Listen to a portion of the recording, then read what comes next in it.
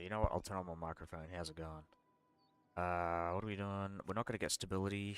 If I get an option to, pick stability or something else, I'm not going to pick stability because apparently, the best, I think, well, at least from what I can see of the conditions, firing the French Revolution thing, it's either, the goal is either to have 8 or more provinces and less than 2 stability, or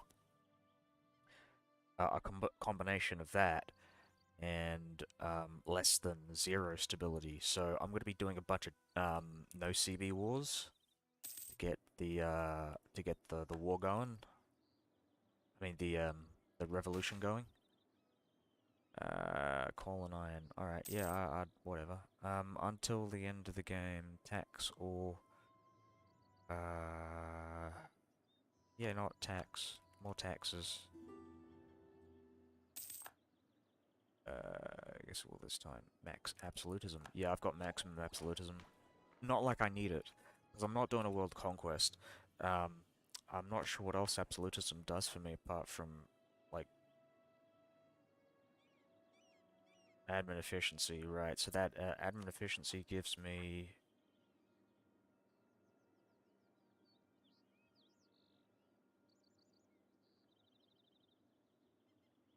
Right, reducing overextension impact, core creation costs. So yeah, like I'm not expanding, so it's not particularly useful.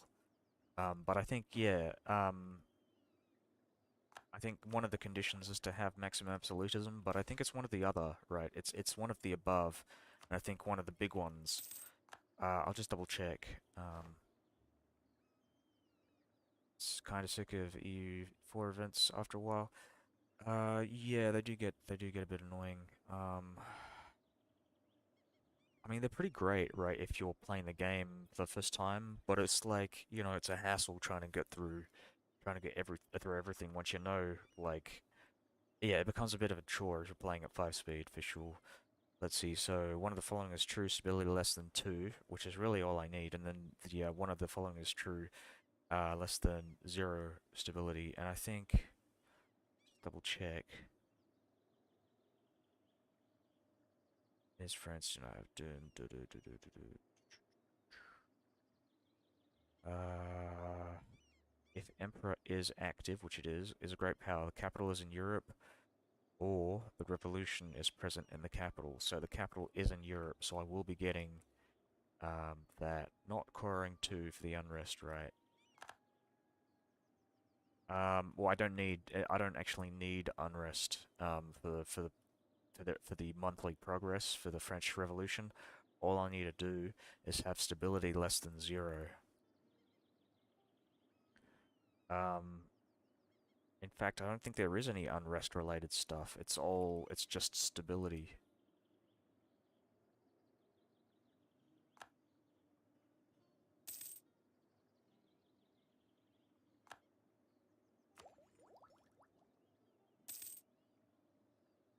Yeah, I gotta spend these points. I don't really have to spend the points, but I feel like, I have a duty, I have an obligation to spend my monarch points. I spent so much effort trying to get min-max my way to getting, like, as much. Right, yeah, we've built a monument. We've got, like, all the monuments as well. Alright, man, Europa Universalis is really fun until the 1600s. And it's not even because the mechanics are like shit, it's just like you get so big to a point where it's like, ugh, why? Why do I play this? There's no challenge.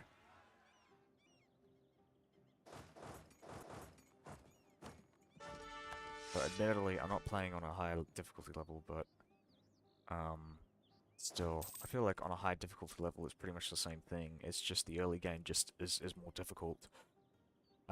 Lots of clicking to make the numbers go up. Yeah, yeah, um, I think with something like, if you've ever played Imperator Rome, there is an aspect of that for sure, because it is a paradox game, but it's more of a simulator.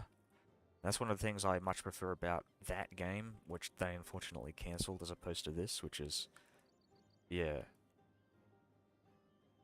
I don't like the abstraction of mechanics in Europa Universalis. As fun as they are, I much prefer like pops. Yeah, Solaris is pretty good too. Yeah, Solaris is a similar system. They got population, and it's more of a simulator. It's more of a simulator.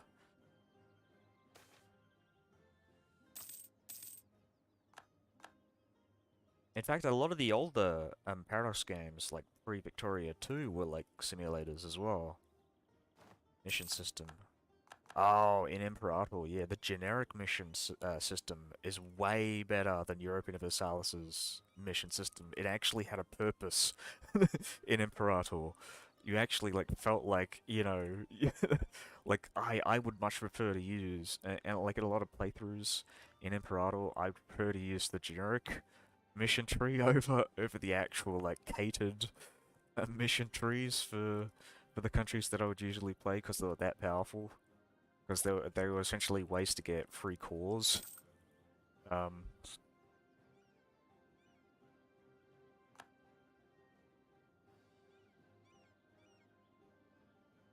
but even I would even go as far as to say that like the missions for like um you know like the Diadoki is really fun as well. Young fuck, so old Paradox games I've played is Crusader Kings 2. Actually, you know what? The oldest, I mean, the first one I played was Crusader Kings 2.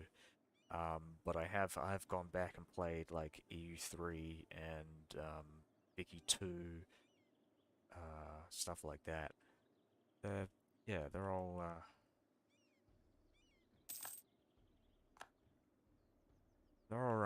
I mean, I like what they were going for. I think I prefer that type of that type of gameplay in many ways, but it's also very tacky. I feel like a lot of those older games, like they have improved a lot of it. It's much more friendly, user friendly with these newer games. Um, I don't care about the mercenaries. Like cultural tech shortcomings didn't go until 500 CE. 500 CE. Yeah, I guess. I think one of the problems with that is like simulating Christianity. That would be a bit of a weird one. I think, at least in my opinion, the way that you would simulate Christianity is it wouldn't be Christianity. It would be a monotheistic religion can form in a big empire as a heresy or whatever, or something like that.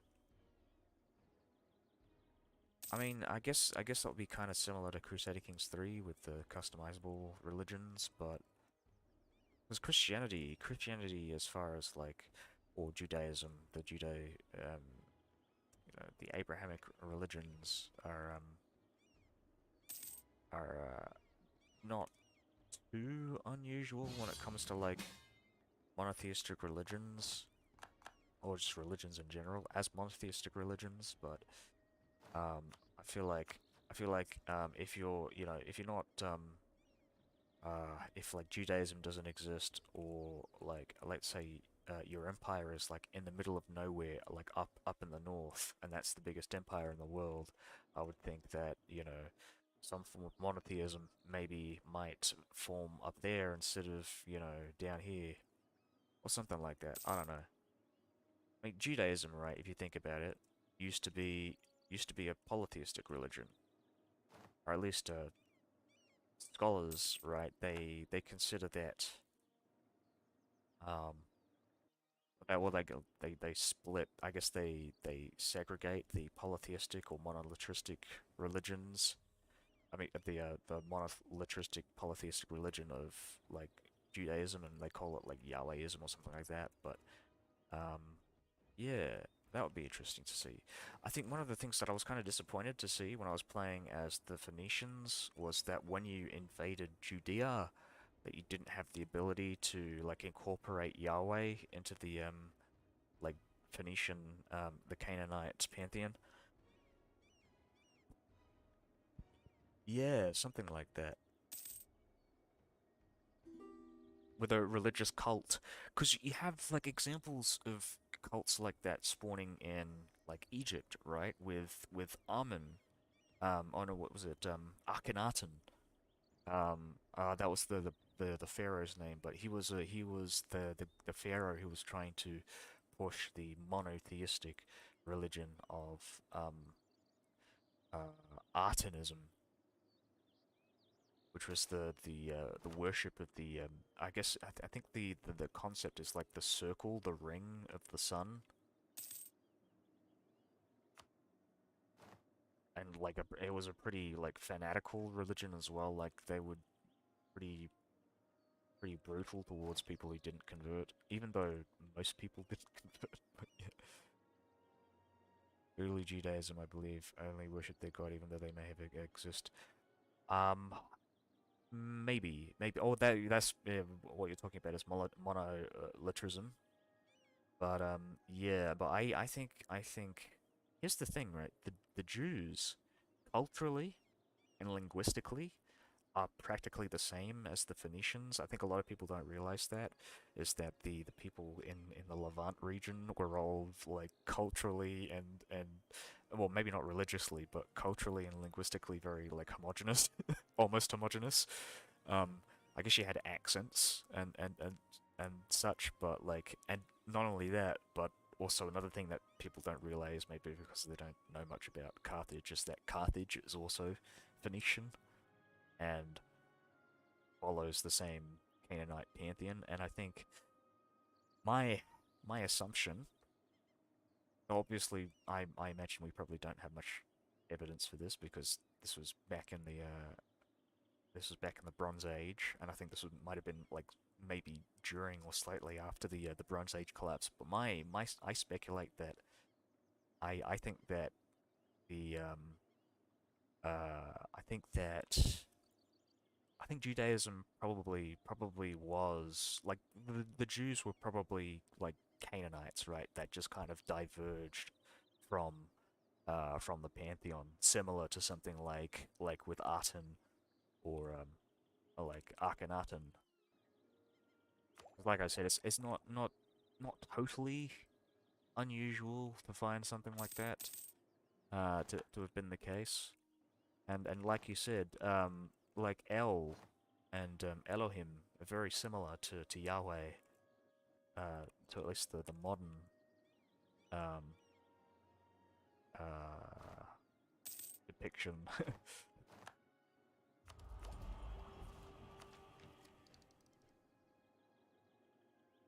Because isn't the whole like the old bearded man? Isn't that like a lot of the symbolism of Yahweh comes from El? Was it Elohim? I can't remember which one.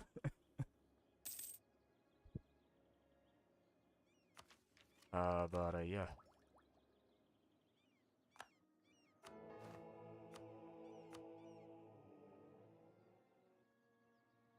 El was the bull god, which some scholars see as the rejection of an old god. All right,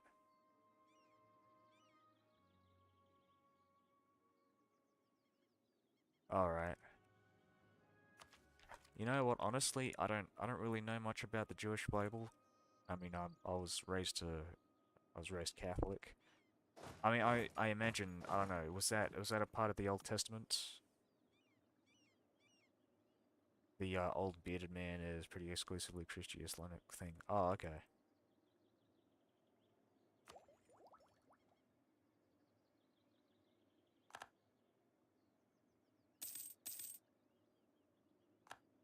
Oh, I would imagine the change in gender of God probably has to do with. I mean, obviously it's a cultural thing, but it's probably a linguistic thing as well.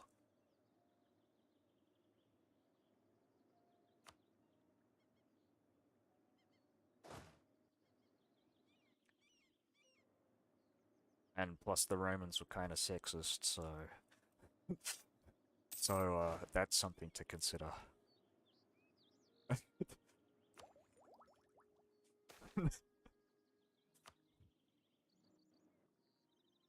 Oh yeah, no, I'm an atheist. I don't believe. But I find the whole history of tradition to be a pretty interesting thing, with the evolution of religion. Well, just really the evolution of anything. History generally is something that I'm interested in.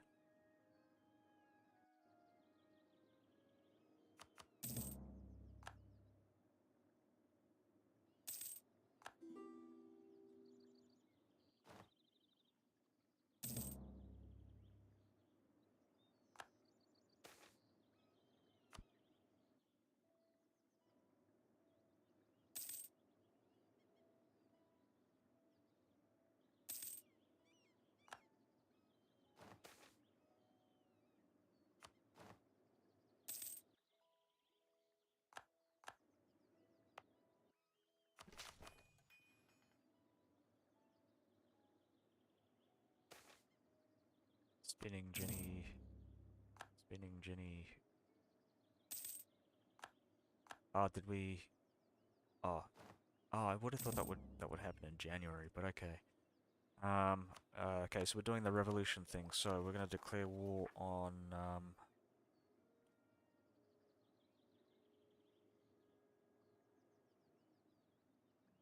Wait, hold on. Less than 0 prestige. We've got enough prestige.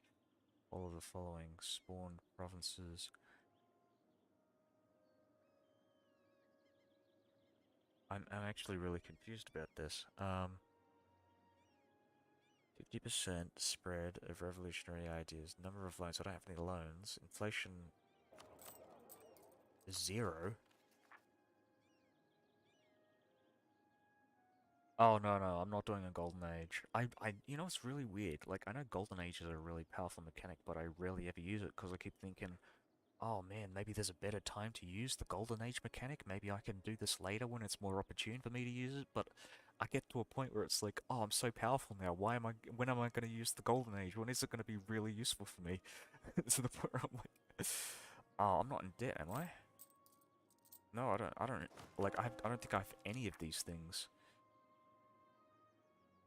That's really weird. Okay, well, I'm gonna go declare war on someone and no CB them.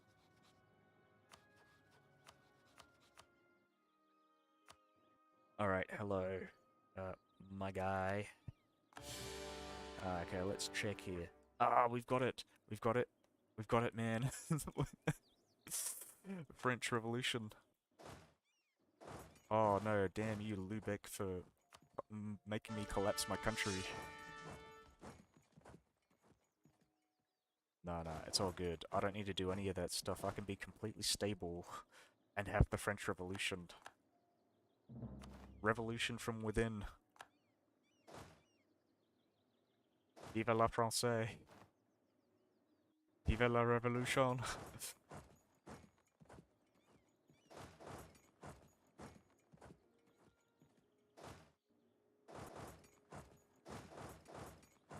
Right, well, we need more guys.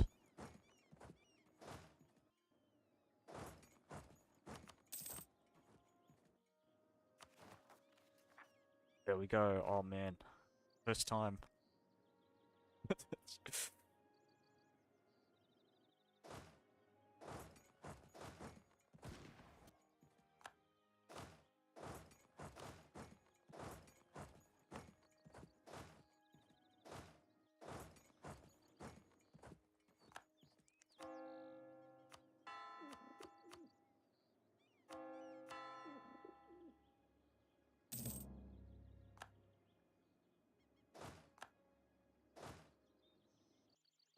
Fuck it, let's just oops.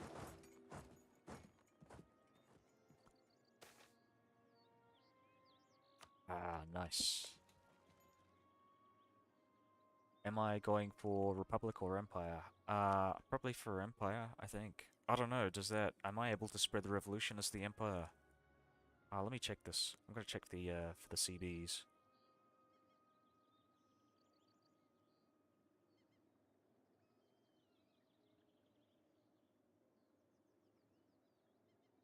Uh,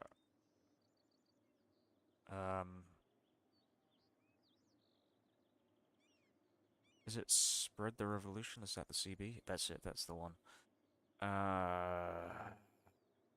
Player is revolutionary. Okay, so I guess that counts. I guess that counts. I hope so. Alright, let's go and bomb these cities. Is there a way to shortcut this? No, alright.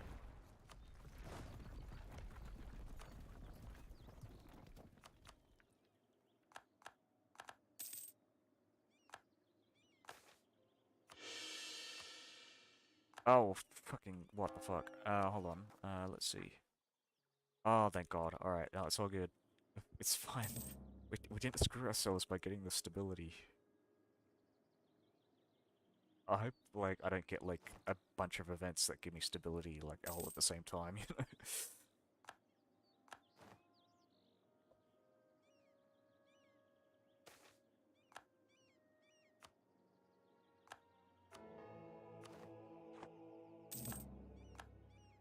Na na na na na.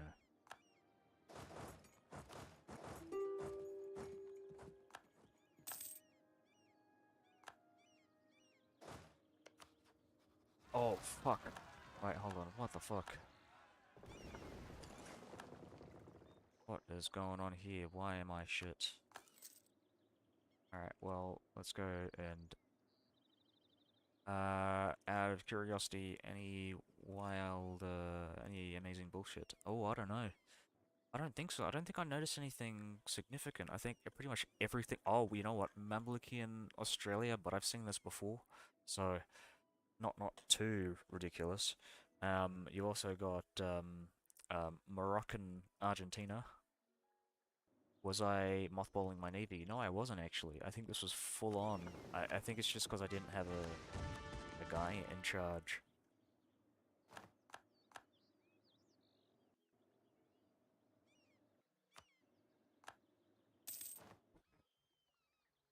I'm not really paying attention to my navy because I've got no reason to.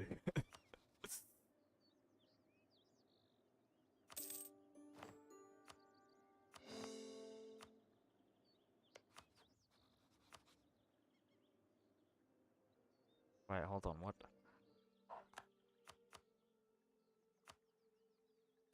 Right, well, we're gonna have to go gun this guy down.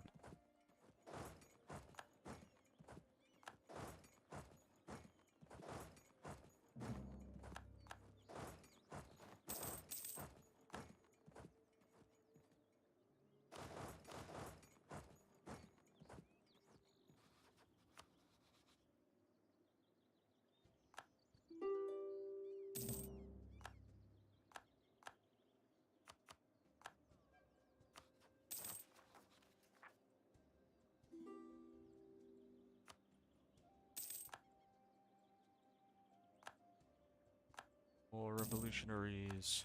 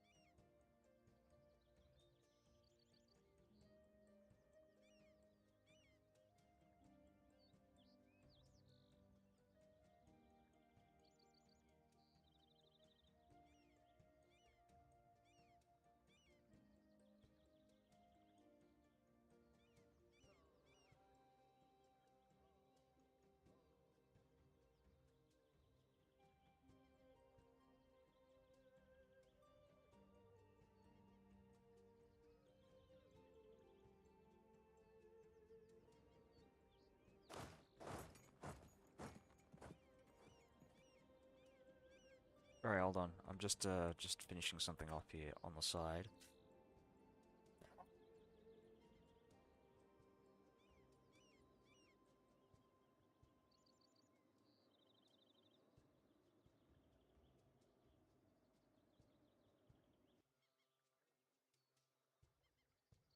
Getting there. Does inheriting air lose stability, or am I tripping? You don't lose stability when you disinherit an air. You lose 50%. I think you lose 50 prestige, which I think is worth it. Definitely worth it. I mean, stability or prestige, it's worth it either way. Unless you're on like 3 stability, because you know it's more expensive.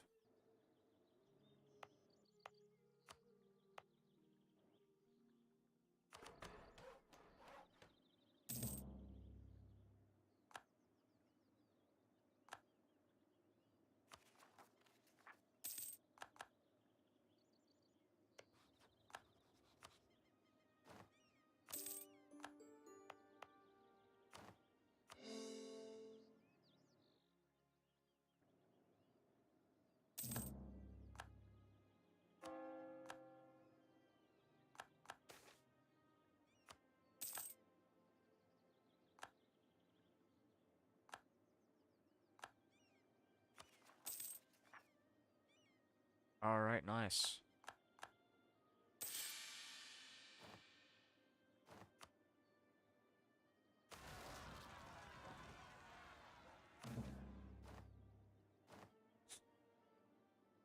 Viva la revolution! Alright, let's go and boost our stability.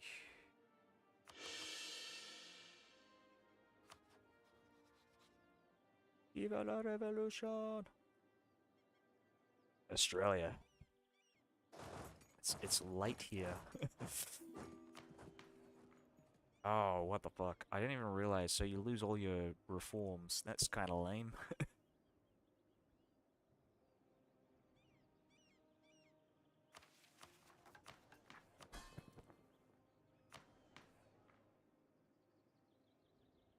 Oh, you know what? Extra revolutionary zeal is pretty cool though. I guess, or whatever this thing is. Oh, weird. Yeah, it does absolutism and revolutionary zeal.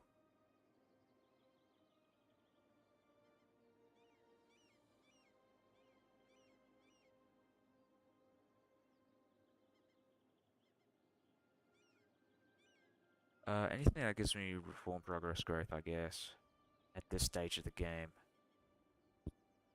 Culture conversion cost is pretty nice as well. Imperial influence as well, because we want the empire.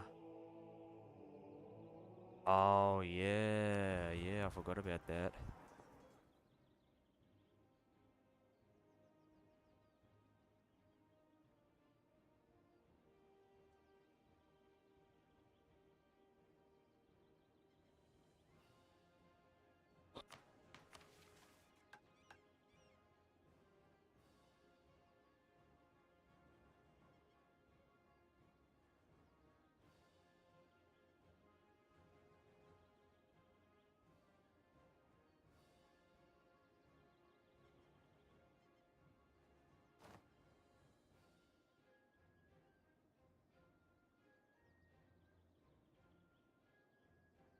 Oh wow, what?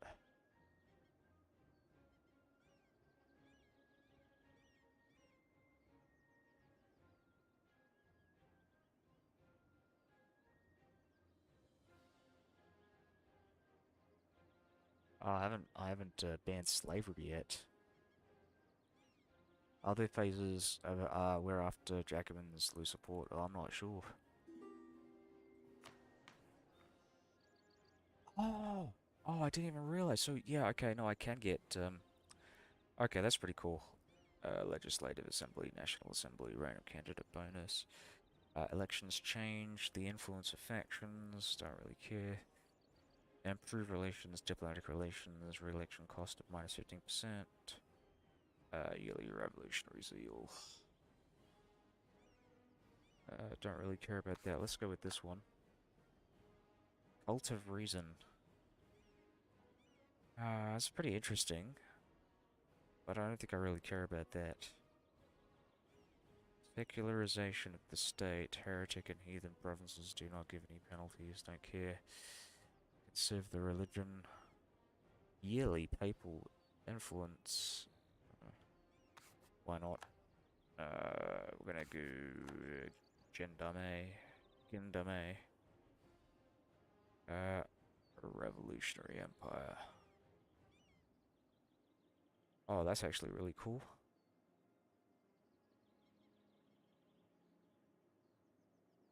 Alright, so this is the one we want to go for. How do I,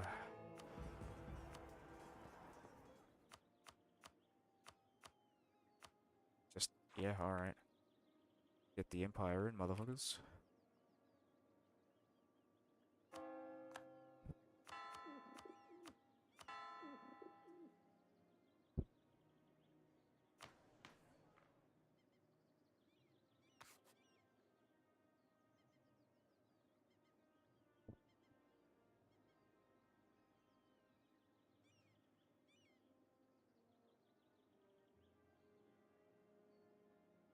Alright, I'm just gonna, um, back up, just in case.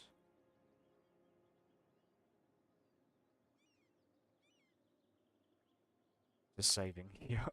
Because I don't want to fuck this up. Right, so we are an empire. We're a monarchy. Viva la revolution.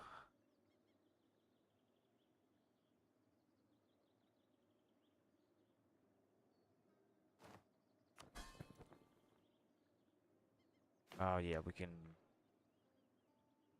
have a look at our stuff now. Nobility estates. Seizing the land from the nobles does not trigger noble revolts. Da, da, da, da, da. Yeah, why not? We'll bring them back.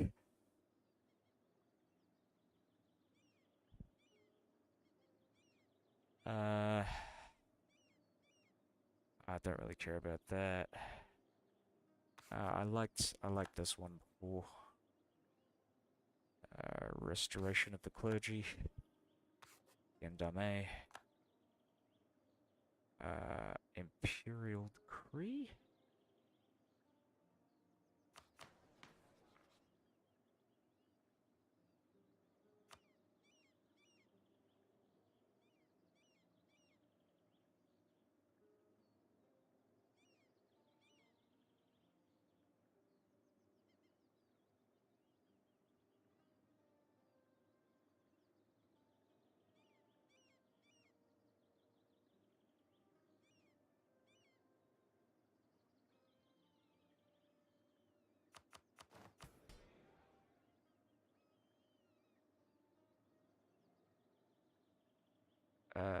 Weird that they have. Oh, who's the emperor? Uh, Mr. Dennis Dubus Bossier de Lorraine. So he's like two. He's of the Bossier of Lorraine.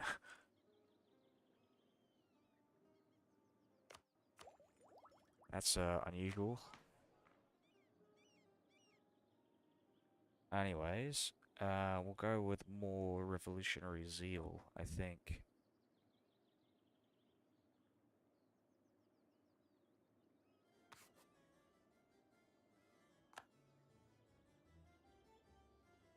Aggressive expansion impact.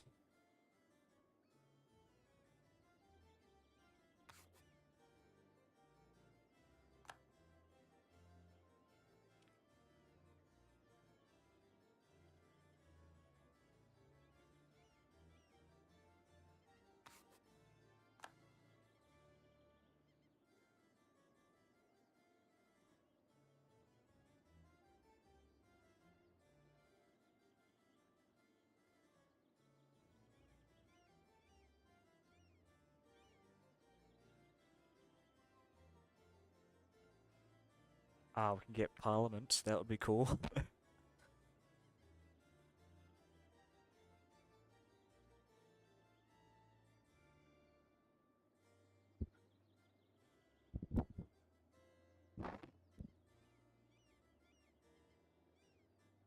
Yeah, why not? Parliament. So we're gonna go and do that one and a revolutionary council. Now for the next thing, we really just need uh what are we on right now? 63. This one, Emperor of the Revolution. Revolution. Alright, let's go and assign these houses. How many do I need? Oh, Jesus. I probably should have thought that was going to be the case. A lot of houses to go through.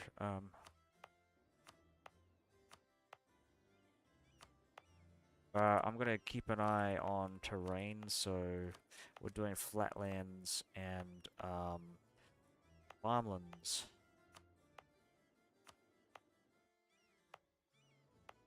Because they give the best bang for your buck, really.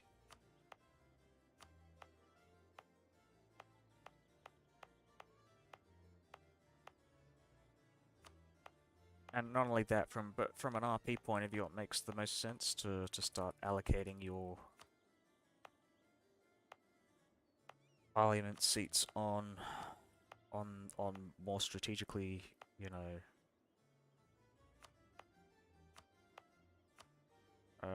relevant areas. Oh my god.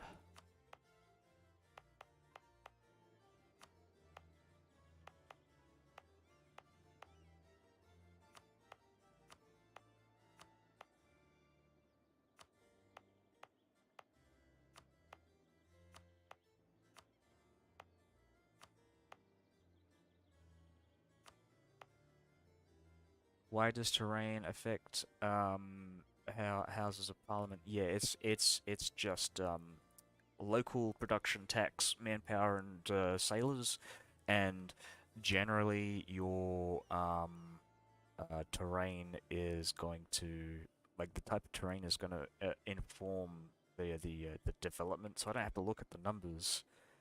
I guess I could technically, but I mean, whatever. I mean, if I'm going to be spending these points, I'm probably going to be spending them on farmlands and whatnot this late in the game. Some of these areas are French culture, I'll point out. So, uh,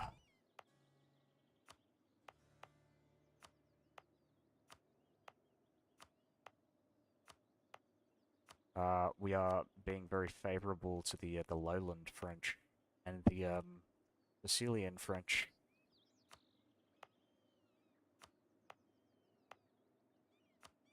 Viva la français.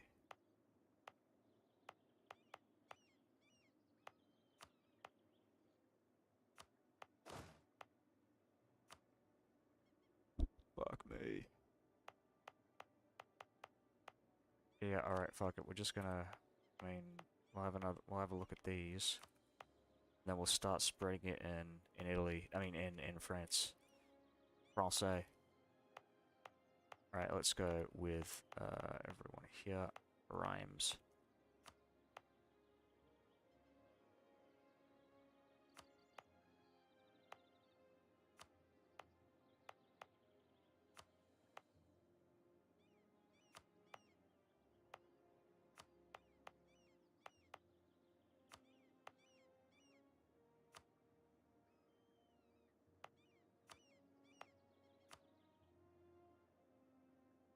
Yeah, so many French people.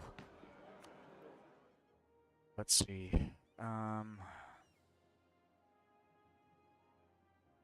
Yeah, support the ruling dynasty. Why not? We won't do that. We won't do that either. Manpower, corruption, local autonomy, national commissions, meritocracy, minting coins, autocracy,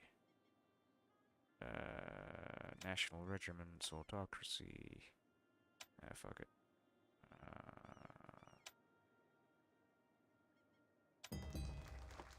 Awesome. How have I converted most of Britain, but not Normandy or Brittany? 'Cause they're, you know, they're the same culture group, so I was just like, fuck it, why not? I mean, I could, but, like, from a strategic point of view, it's just kind of pointless.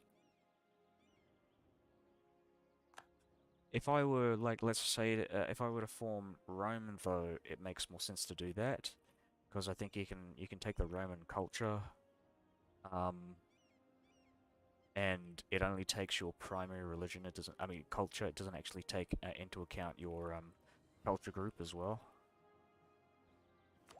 Unfortunately.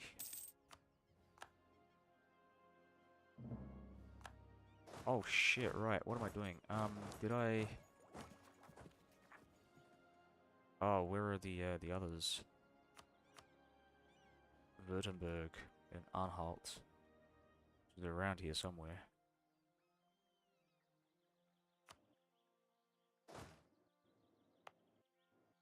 Hold on. Oh, what the fuck?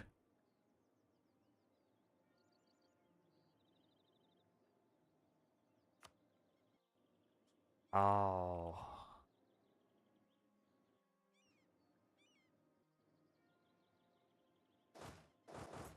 I see. I see what's going on here. Alright, we're gonna start spreading the revolution, so I just want to make sure. I want to rush this as well. So it doesn't spread on its own.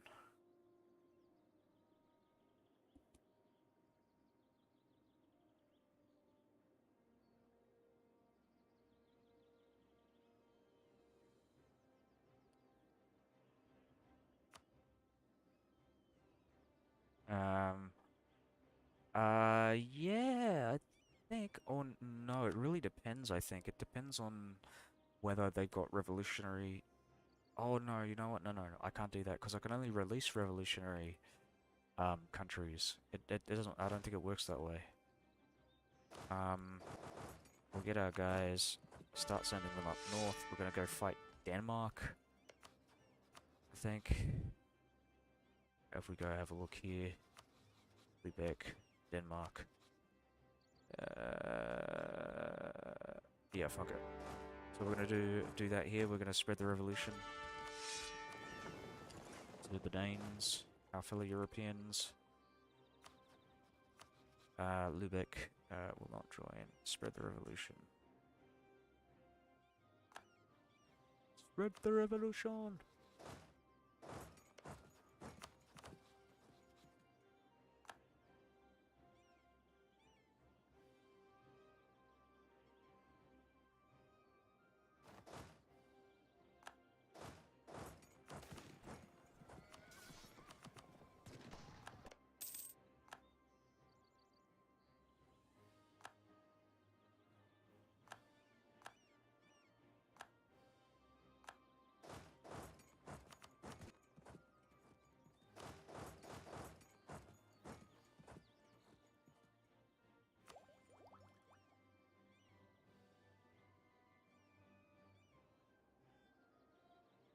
Alrighty. Who else can we do this to? England. We not bring the Mamluks. They're broken. Why? Okay. You know what?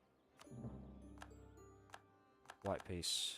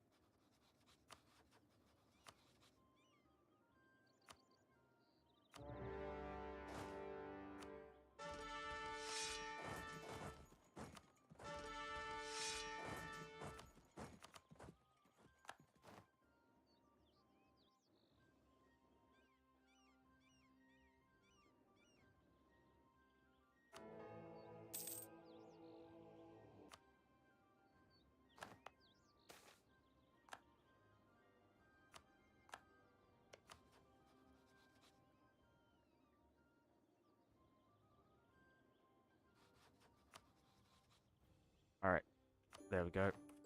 Perfect.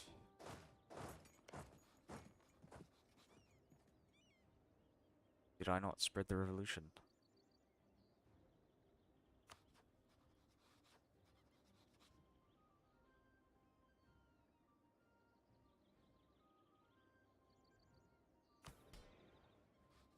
Hold on. Yeah, I'm going for a bunch. I've already got about half the achievements that I need out of the total. God damn, they're adding more achievements as well in the new DLC. Yeah, 178 out of 154. So about half.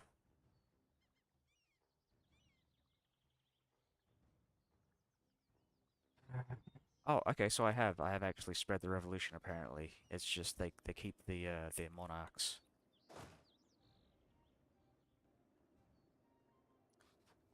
So I check.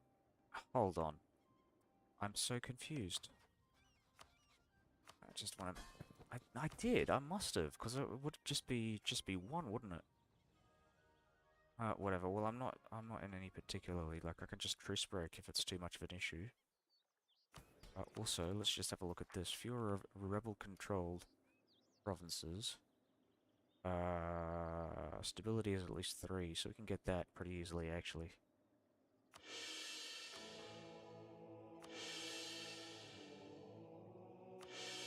Alright, there we go.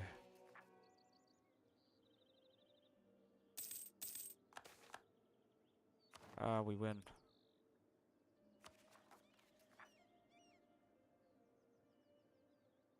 Yeah, no, that's fair. I wasn't really, I wasn't entirely sure.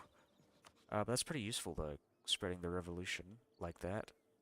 That means I can just spread the revolution again. It's like a better version of Bingo. Yeah, well that's true. I know that.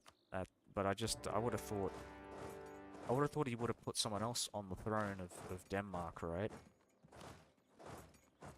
Because the Wittelsbach dynasty is like the original Denmark dynasty.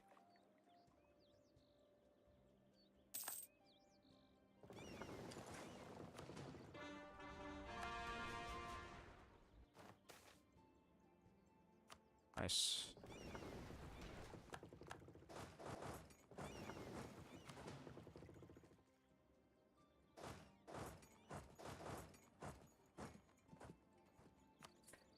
I can puppet them, but I think I prefer, like, as someone as small as them, I prefer just annex them, but I'm just gonna... Oh, I can't do that for... Alright, well, you know what, I'm gonna white piece. You can only do it one at a time, which is kind of annoying.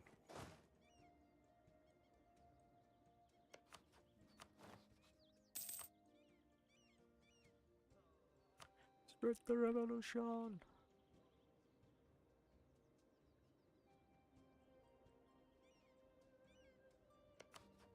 Oh, maybe. Maybe.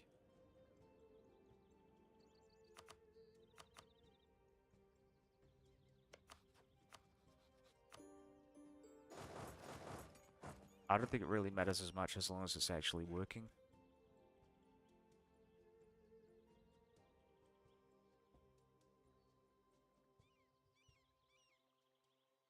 Yeah, it's spreading.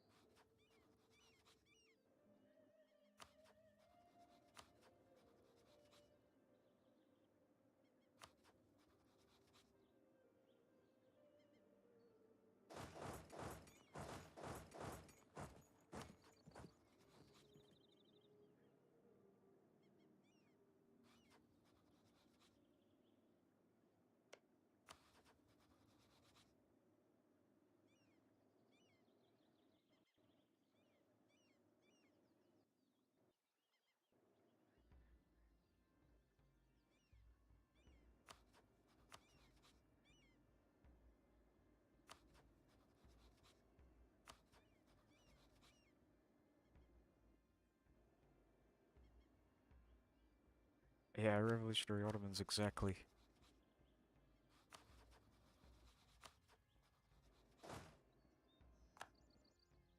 Just gonna Google this, just to see.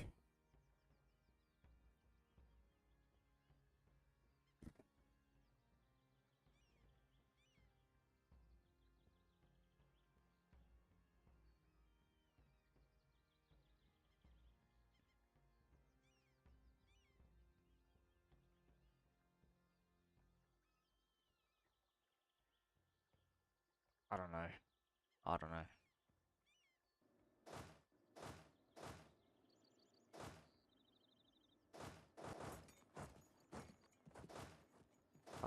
I'll have a look, bit of a deeper dive later. See if I did bug it out.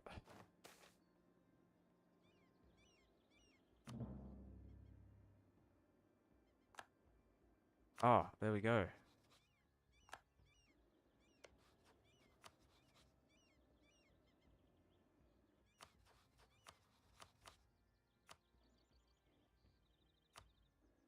Okay, I think I see what happened there. Okay, so what essentially what happened was it just all it did was it put um the revolution in the country.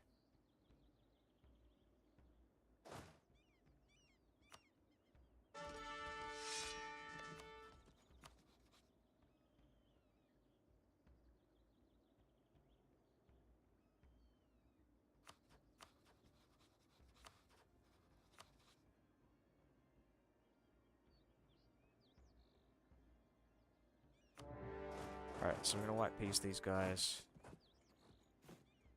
Bring more troops.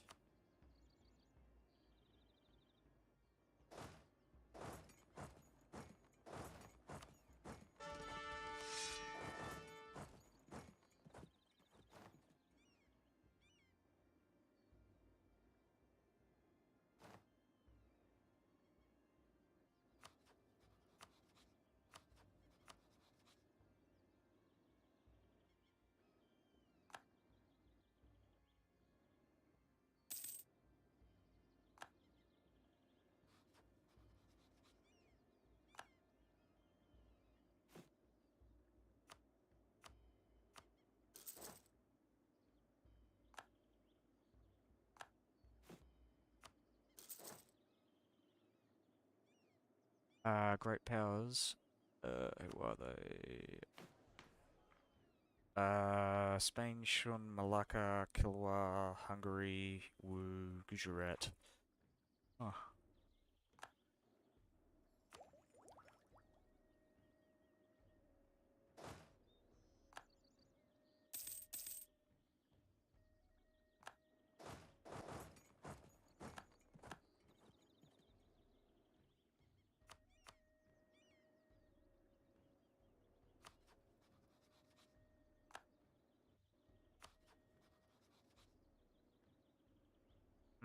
I'm thinking I might be able to get like a 2 for 1 or a 3 for 1.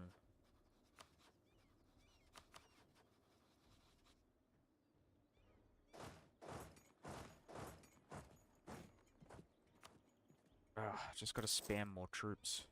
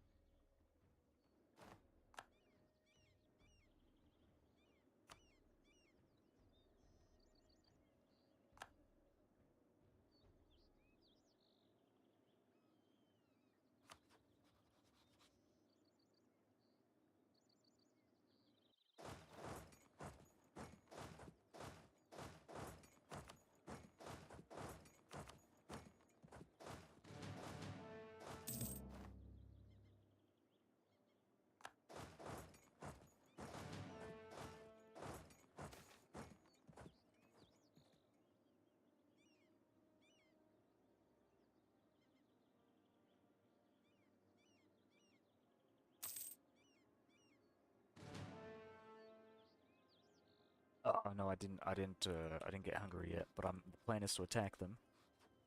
It'll bring Kazan into the war, and then I can do separate spreading, um, spread the revolution stuff with Muscovy and Crimea and Theodoro.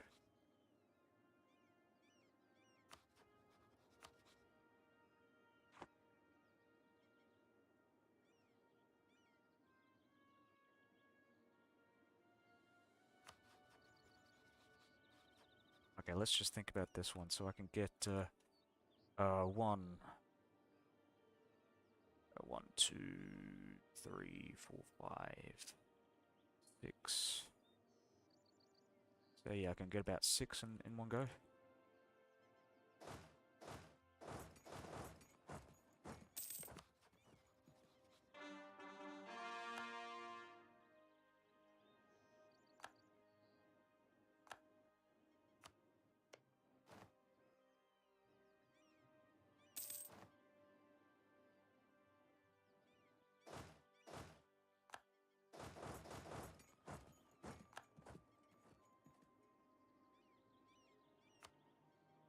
Oh, killer. That's why my fucking score is so low. Ah, fuck. Fuck.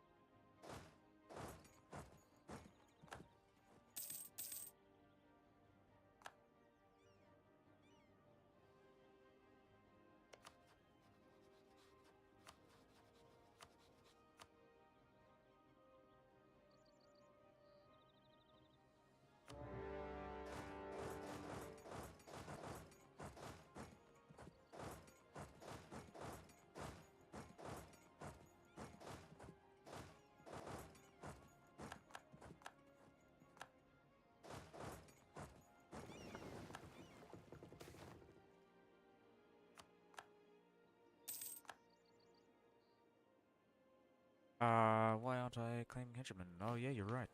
I probably should. Oh well.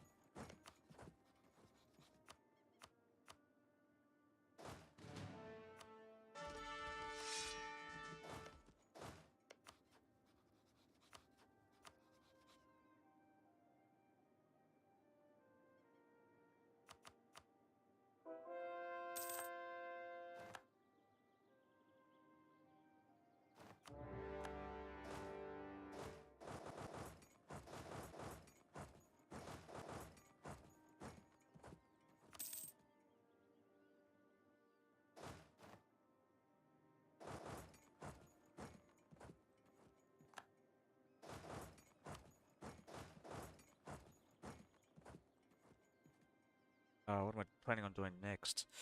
I'm thinking maybe doing a Lotharingia playthrough.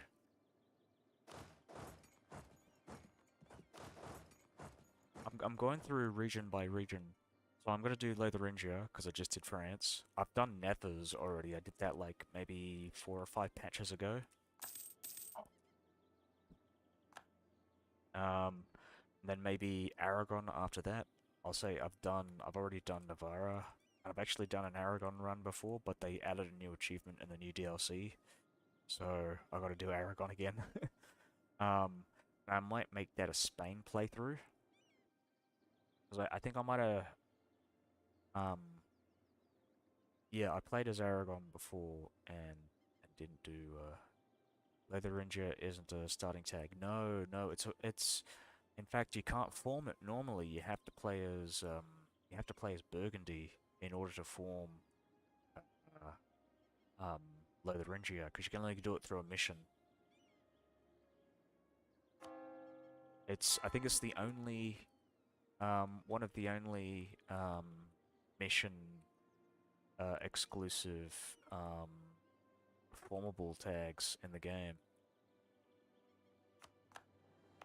I mean, it's not surprising. It's a kind of a weird like kingdom to form, really.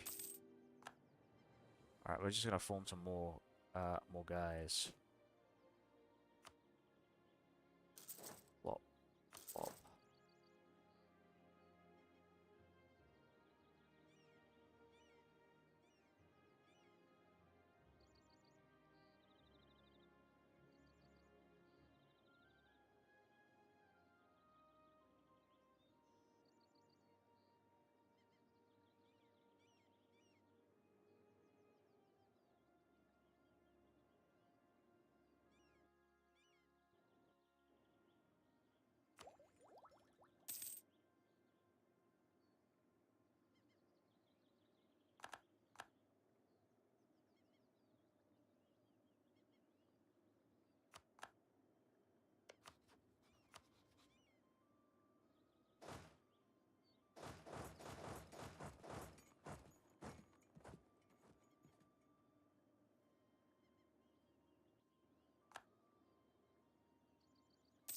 Jesus.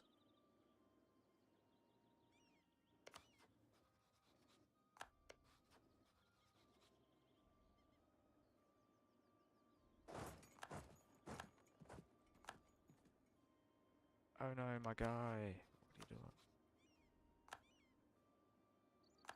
What was the second guy that died?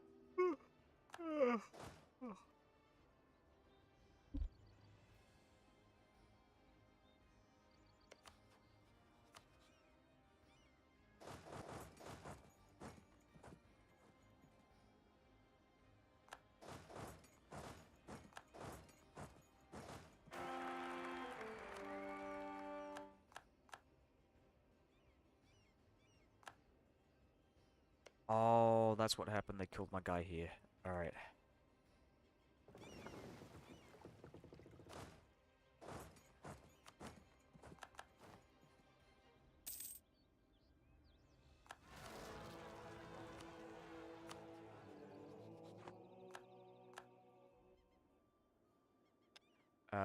The House of Bourbon.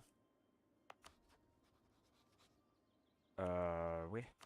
Where is Bourbon?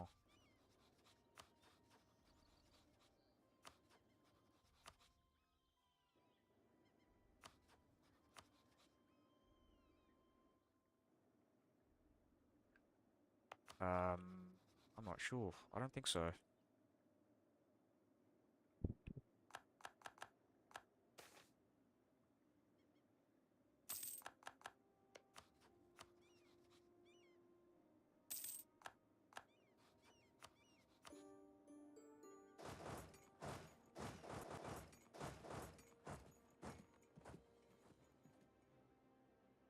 Oh, did I? I wasn't paying attention.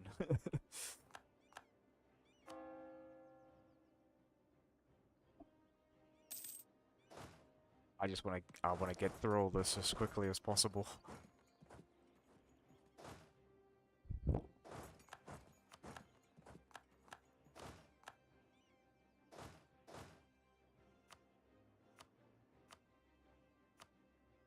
Alright, I just wanna make sure. So we're on 3 here. And we're gonna spread the revolution. 4. Perfect. Just making sure. I just wanted to make sure that it was actually working. But,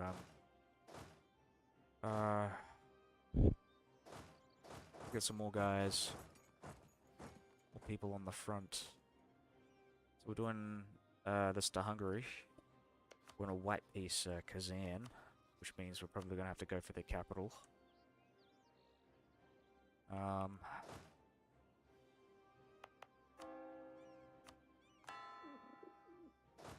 We'll start sending the Navy over.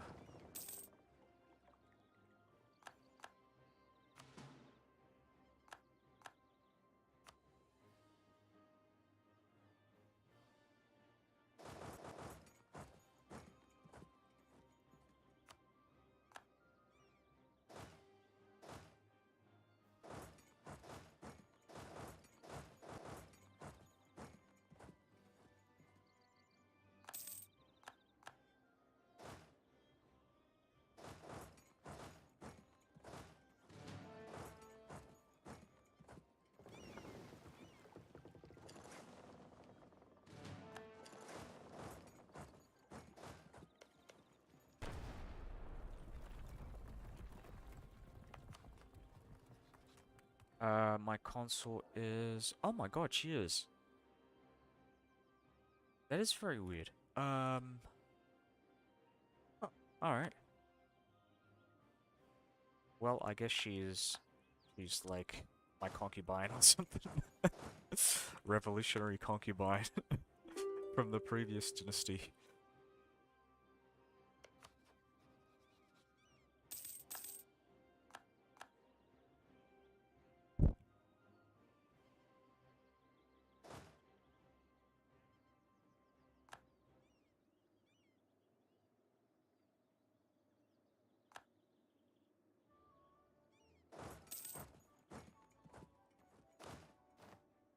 Fun fact. Possibly.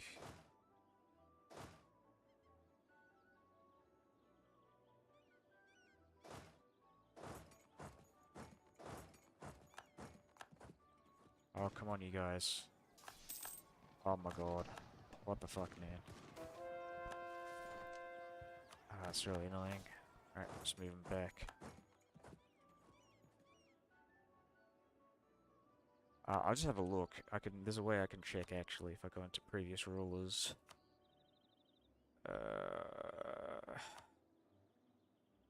Yeah, Bourbon.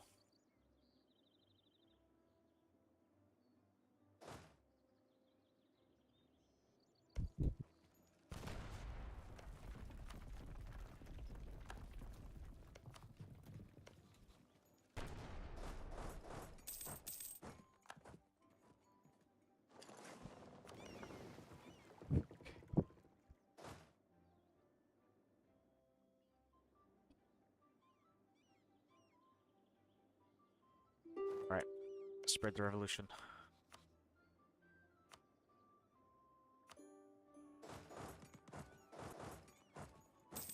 Spread the revolution! We should be on 5. Okay, cool. 6 to go. We've got a revolutionary pope in power.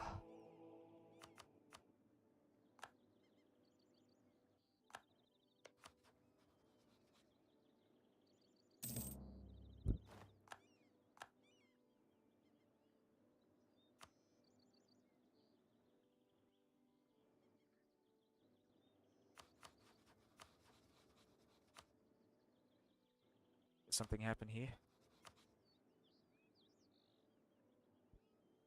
Or was that these guys? Oh yeah, it was. Revolutionary Theodore. How does revolutionary pope work? Oh, he's just, I wouldn't even know. I wouldn't even know what he would be ideologically. I guess he'd be like an old-fashioned Christian.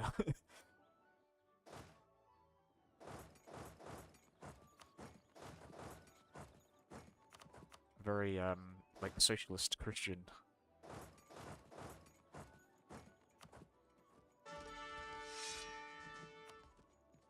But also somewhat authoritarian.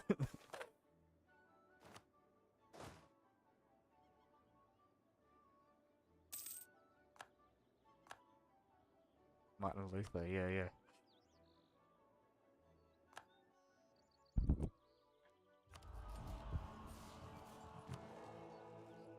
Oh man, that'd be so funny.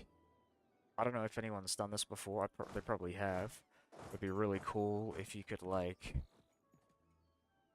Don't think the revolution was socialists, just really about personal freedoms. Oh, I guess that's true. Yeah. Libertarian.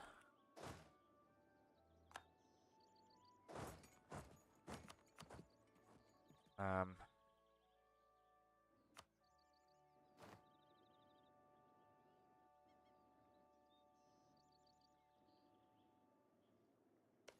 Oh shit! Yeah, I forgot about this.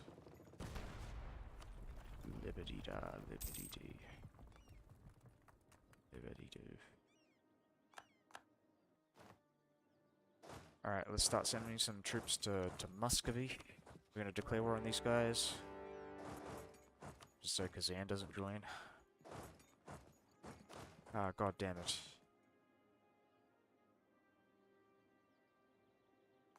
Alright, okay, they're running out of manpower, so it's all good.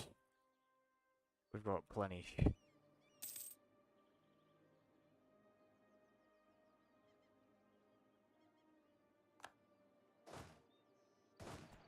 Alright, keep running. We're gonna keep, building up more troops.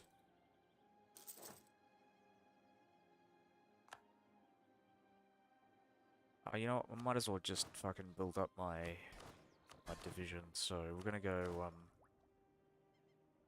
what are we doing? Macro builder, create template. We're gonna do, it's a 60 width.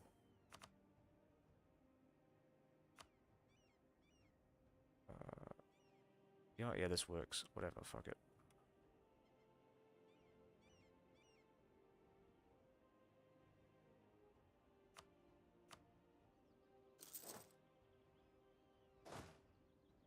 Hope they don't kill my troops.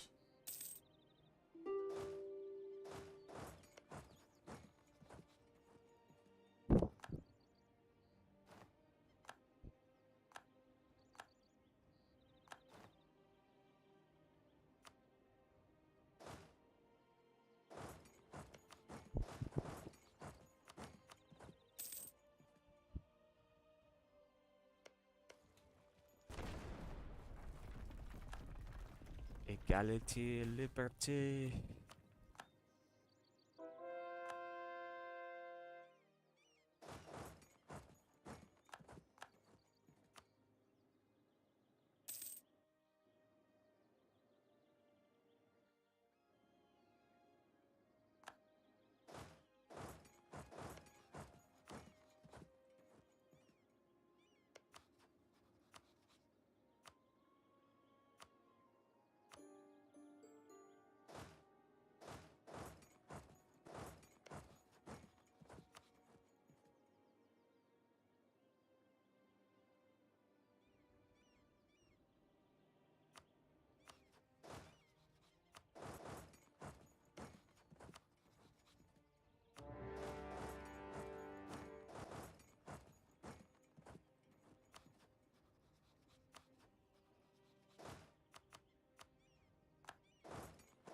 Yeah, why not?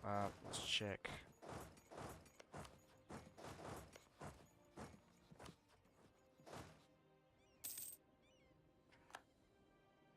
Legalite, liberté, equalité, liberté. Alright, let's go and just charge at these guys. Fuck it, let's go.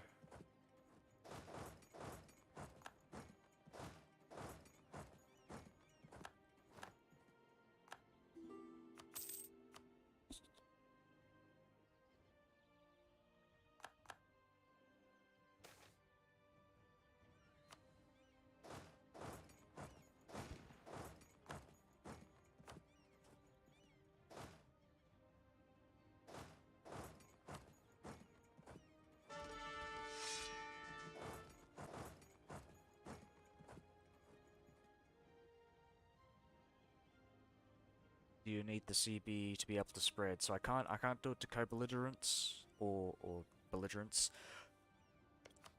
I mean, I can only do it on the main belligerent, so I can't let's say spread the revolution to Kazan. And yeah, I do need the Casus Belli to spread the thing, spread the revolution. I can't do it like I would like war apps or whatever.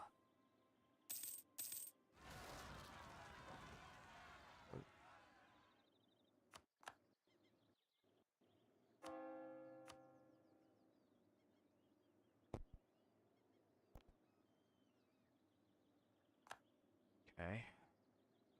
Yeah, levy en masse, yeah. Lubeck. Nice. I thought they already went revolutionary, but there we go. That's the German flag they've got there. The English flag. What's going on with that? I'm thinking I might just like white peace if this is not going to work out. Oh wow. Oh wow, traitors. Stack wipe the Magyars. Yeah, I'm thinking about it. Yeah, let's go, fuck it, why not? I'm not gonna get there before they siege it down though. Oh, maybe I will.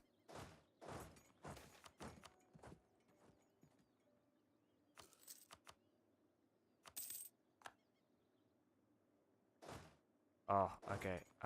Just give me a sec. I think I might have to go for like just 5 minutes. Because my cat demands my attention. Hey, this is not gonna be a stack wipe, but okay, I'll be back in 5 minutes.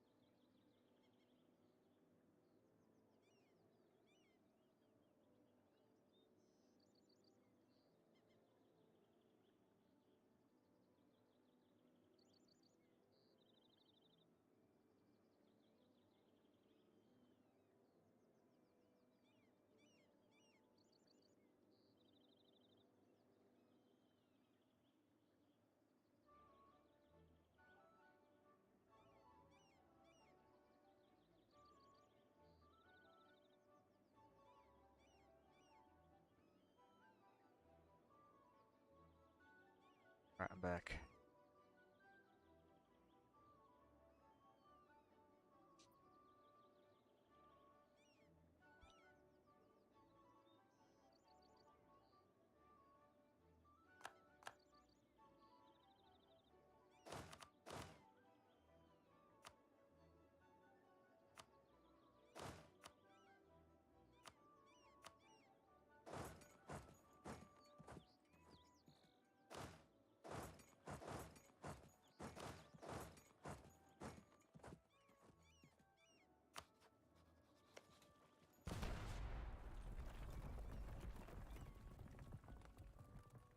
Right, what am I doing? Where are we? Okay, so we've got 5 to go. 5 to go. Oh, they've declared war on Greece, damn it.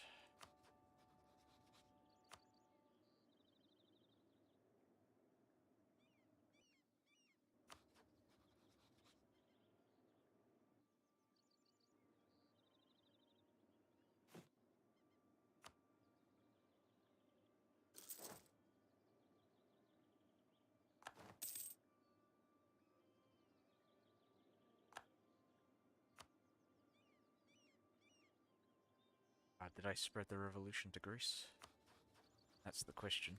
No, I guess I didn't. I did. I mean, I fucking pieced them out, but they're just not, you know.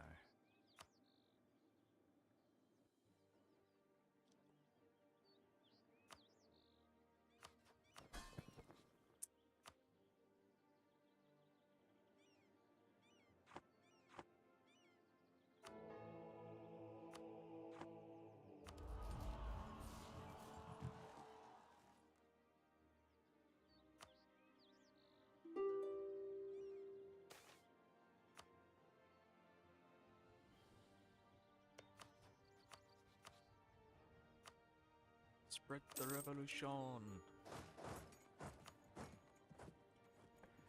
Alrighty. 4 more to go.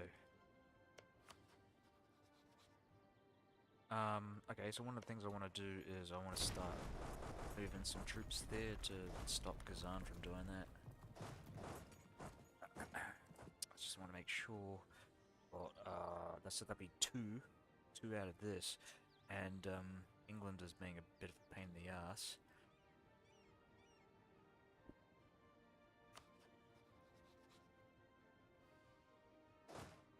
Alright, we can do Morocco. That's what we'll do. We'll spread them. Oh, Spain. Damn it. EU doesn't show total so well. Maybe.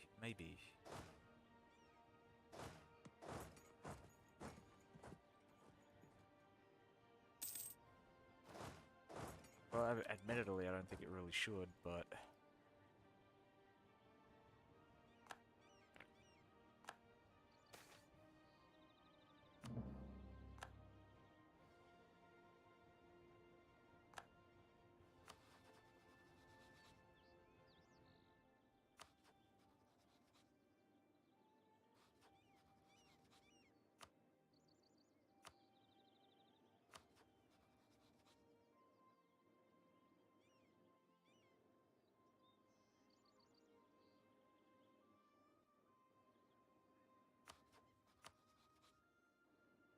Okay. I have an idea. I might start, oh, I don't know, maybe I won't. I was thinking maybe, like, doing a naval invasion in Ilwa, but they've got like 285,000 troops. I don't want to risk it.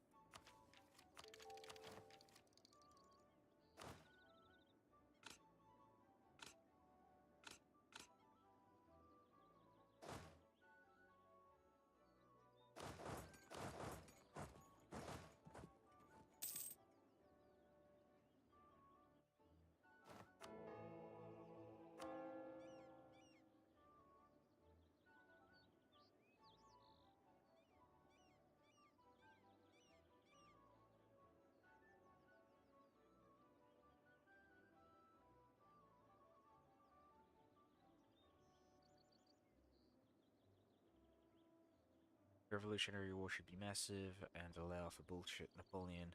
Well, it should be something equivalent to something uh like the Mongol invasion, right? You're right. I think it should be like a an end game boss.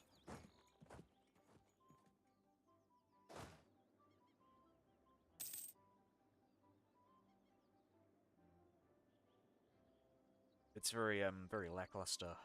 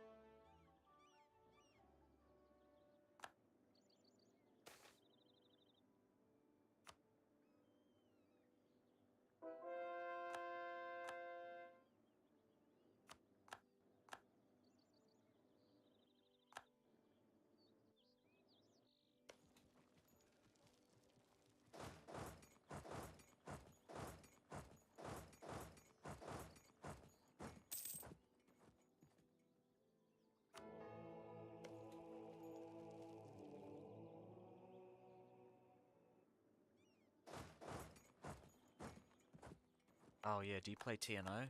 I mean, do you play Hearts of Iron? Just wondering. And I wish you had Hearts of Iron 4 style game set in the Napoleonic War so it wasn't clustered. Clustering. Oh yeah, for sure.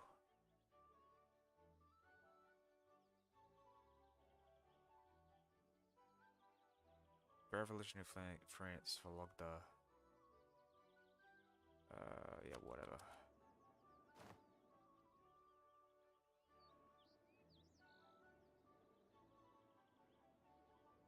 I don't care about Vologda.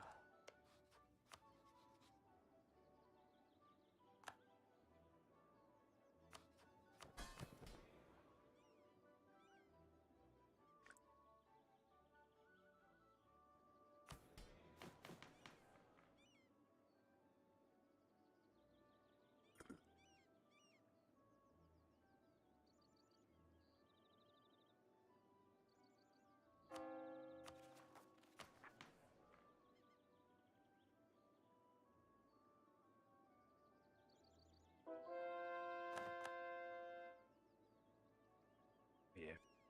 Oh, oh. So do you play TNO?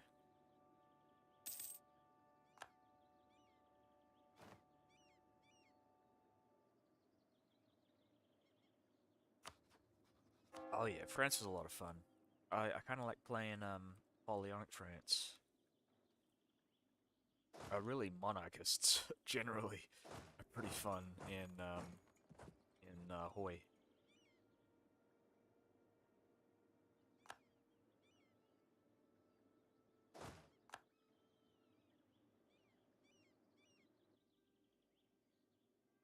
I mentioned TNO mainly because I'm actually one of the composers. TNO, one of like 10 composers or whatever.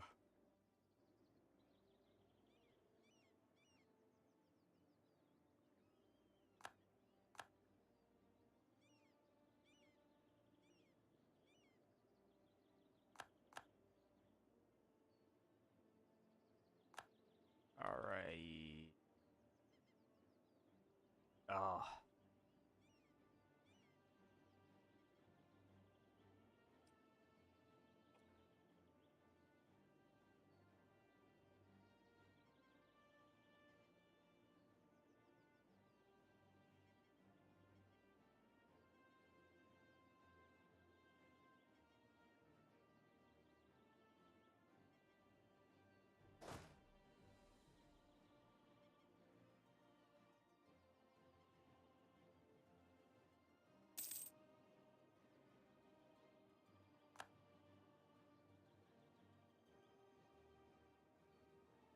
in fact, actually, one of the reasons why I've been like looking over I'm not even just the composer. I've been doing a bunch of GFX stuff for like the Second West Russia War. For the upcoming Omsk path.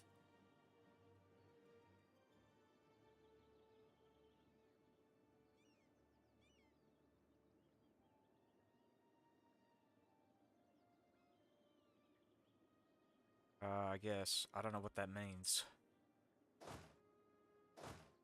You know the main mini theme currently is actually one of mine. Well, actually one of my first. It's honestly probably not my favorite, but um, it works.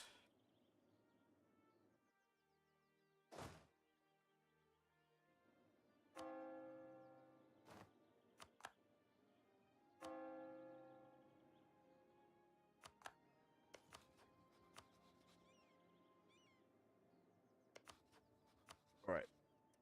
We're not gonna white piece yet, cause if I piece them out before I capitulate Perm, then yeah, that's gonna be an issue. They're gonna join the war against Perm, and I have to siege down all this stuff all over again. So I'd rather wait. Alright, we're gonna move this guy back a bit. Check their manpower. So they've pretty much run out of manpower, which is great.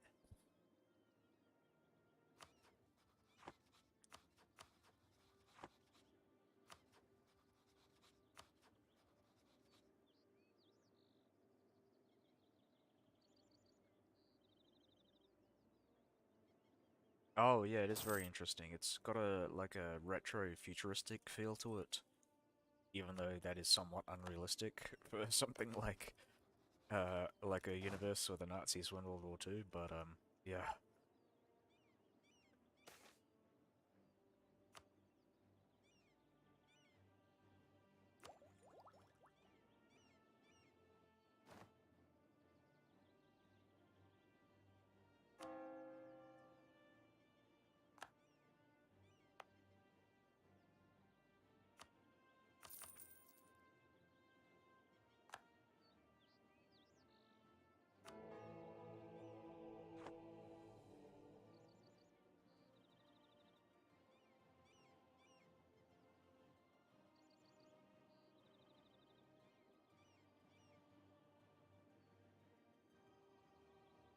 Let's see.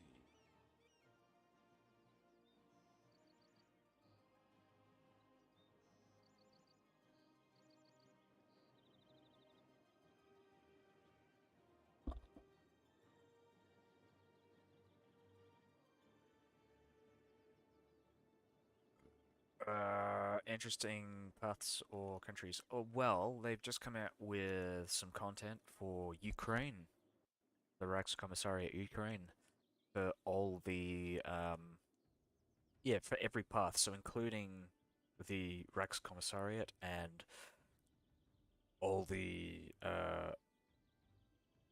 rebellions, the rebellion factions, so what would they be? The communists, the like liberal democracy and the um what's the third one? Oh, it's the like ultra nationalists, like Ukrainian nationalists who well they're not Nazis, they're like anti-Nazi nationalists. It's pretty interesting. I've only played like one path. I've only played the Rex Commissariat path. It's pretty fun. Which is I mean it's surprising because it only lasts about 2 years, but it feels like a full playthrough. So I definitely say that's worth it. They've also come out with content recently for Britain, for Free Britain. They're doing a full like overhaul of the whole British law. Before I think Wales and Scotland used to be independent. Now it's just Britain.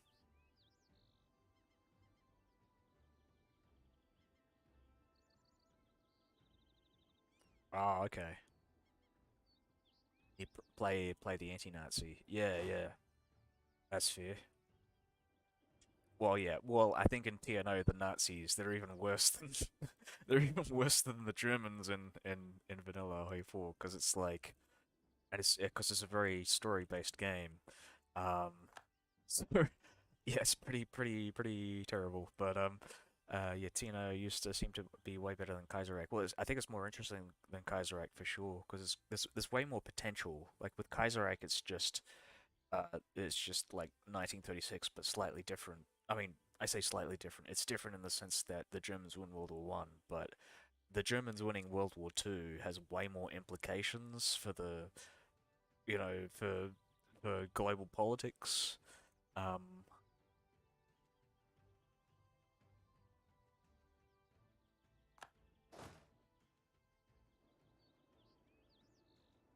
Himmler's Burgundy tree. Oh, they're getting rid of that. They're getting rid of that because it is a bit ridiculous, but I would agree it's very fun. Burgundy is a lot of fun. Uh it's also North Korea, but it's the Nazis, so it's pretty uh pretty horrifying if you think about it. But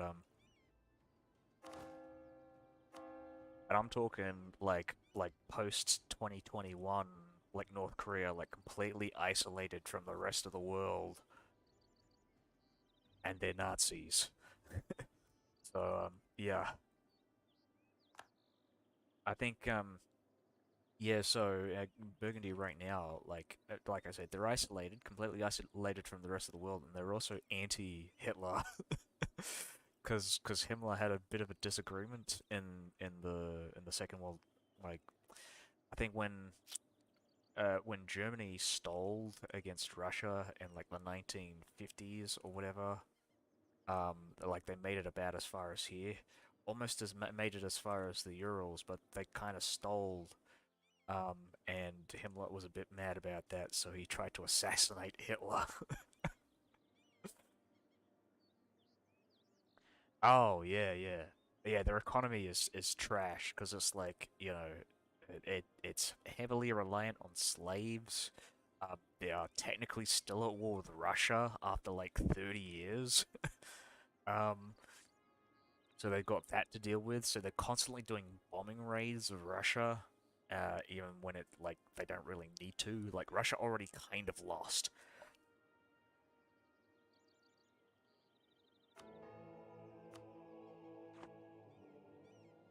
I think my favorite part of is actually Russia. It's like the anarchy, like crazy, like states. Um,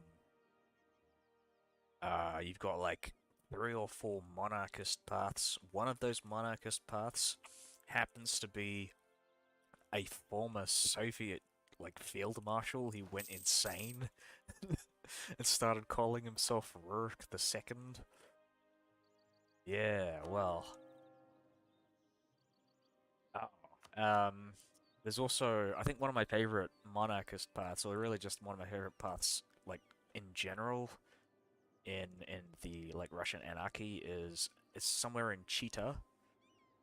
Of this I think the king there was born in France, but he was raised in like Britain, and he chose to settle down in Australia.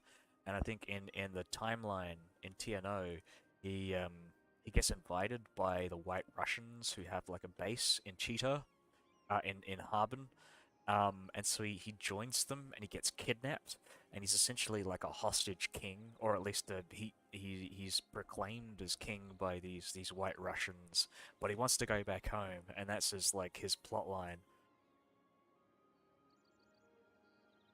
Oh yeah, yeah. They try to keep the insanity like as minimal as humanly possible, but then you've got like Rurik the Second and like Sergei Tabaritsky, who is yeah, yeah, I think they're the only two crazy people, like genuinely crazy people. But I think the setting it kind of it allows for stuff like that. You can have crazy characters like that in a universe where as crazy as that.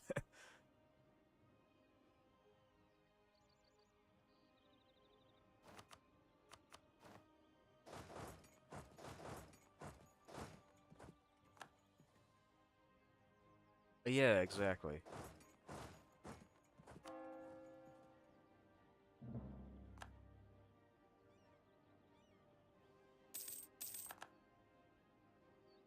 Oh, right, we can declare war on the Ottomans. I'm thinking I'm going to be declaring war on maybe Tunis. I think Tunis makes the most sense to me. But they are... I think it's... yeah, let me think about this one.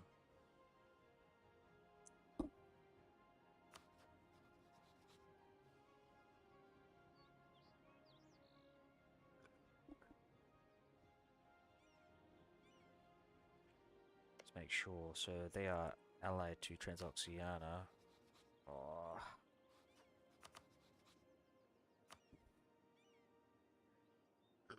They are quite a ways away. It's also accurate. I mean, I've been reading a bit about Chinese Russian history. Oh, yeah, yeah, for sure. They did have some pretty crazy people in the warlord period. A lot of bandits, a lot of crazies. I know that that one general who's in Kaiserreich, um, like around, like up here, who's kind of crazy. He's one of the Nat Pop, um, generals. I don't know any specifics, but I've heard he's crazy.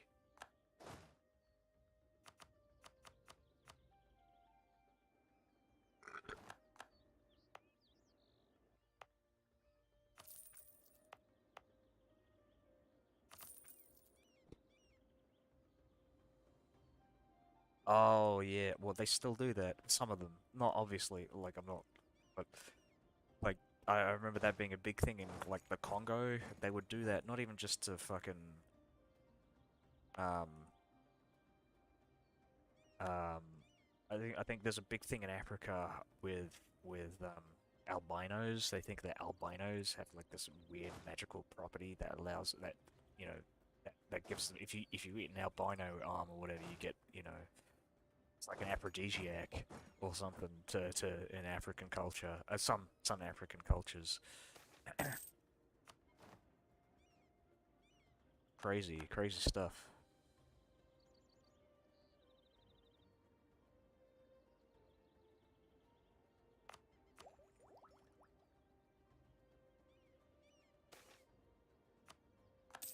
I know there's in Kaiser Redux there's a thing where you can like uh I think you can actually take over Germany as one of the like African kings. Uh the most infamous one, General Naked, I think, and rehabilitated.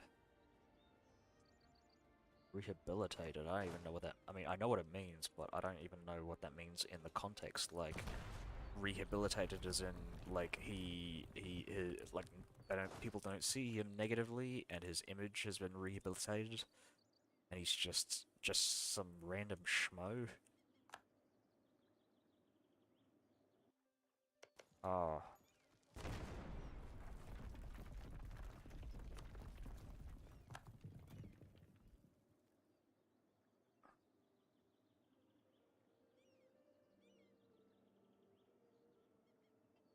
oh yeah, for sure.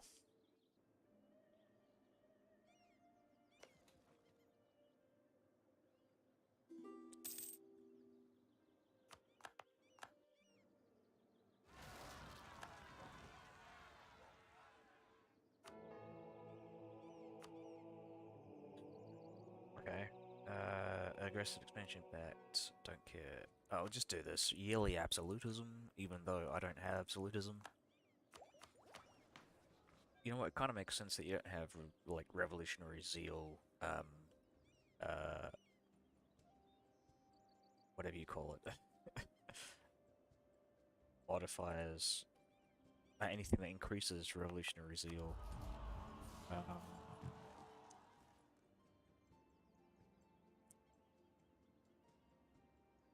because you're passively getting revolutionary zeal every time it spreads, every time the revolution spreads. Oh, I didn't even realize I'm actually spreading the revolution in Kazan.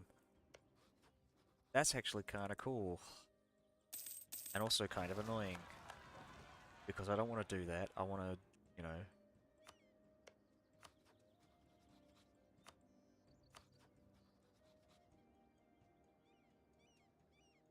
Oh, Paradox game in 202150, yeah.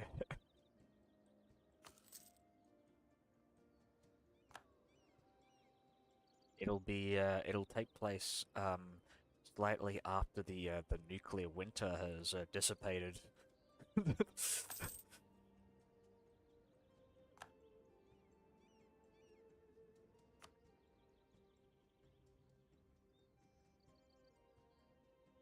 Doesn't spreading it through Zeal also count? No, it doesn't. I actually have to. I think it only counts if you spread it through this. I mean, well, I mean, I'm not entirely sure, but I know that my number keeps going up every time I spread the revolution in the peace deal, and I think I presume that's the only way. That's just, I don't know, that's just paradox logic in my head. I think that's, I don't think they have other ways of increasing zeal if that's what increases the ticker.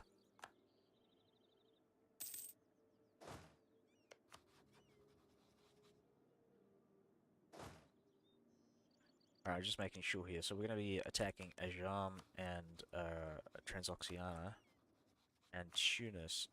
I don't know, maybe these guys make more sense. Aya and Jene. Oh, jeez.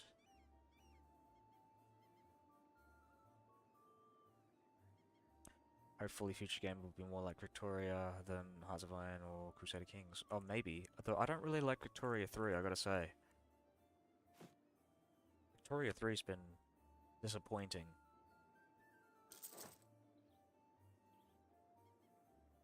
Want quick small wars. Yeah, that's what I was thinking. But like, I don't think I can get any quick and small wars with anyone that's like, you know, convenient to attack. I've already gone through all my convenient targets. I'm just trying to figure out why.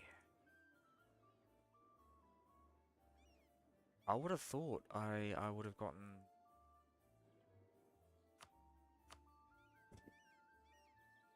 Yeah, I'm thinking I'm just gonna white piece.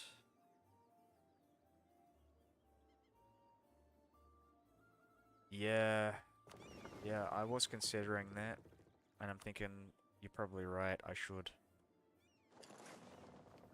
I'm gonna set my navies down here because I'm gonna be losing some Portugal. Portugal, maybe they're not allied to a thing anymore. However, they are guaranteed. So I should have attacked them before when they were fighting each other.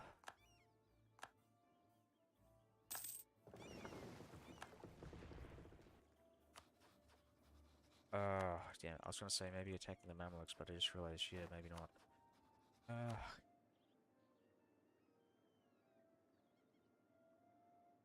Alright, you know what? This guy. This guy's a perfect target. Mushasha.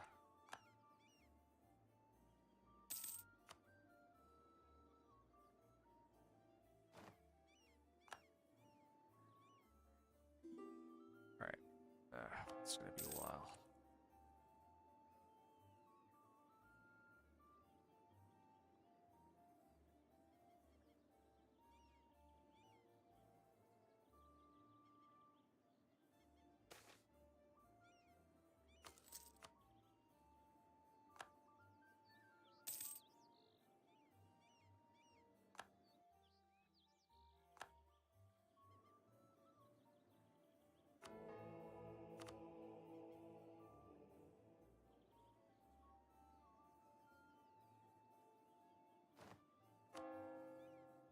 I don't know why I keep doing that. Oh, I do know why I keep doing that. It's just a habit from the olden days when I did my one faith.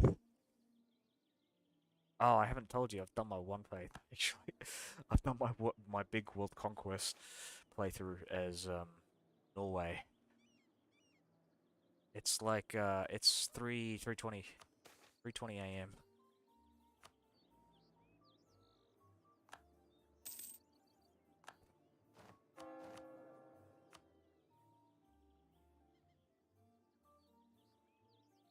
Oh, fuck.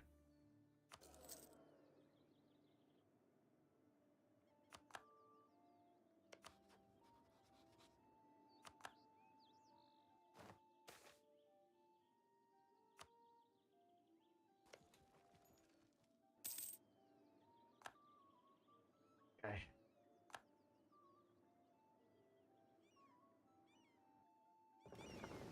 Alright, let's go.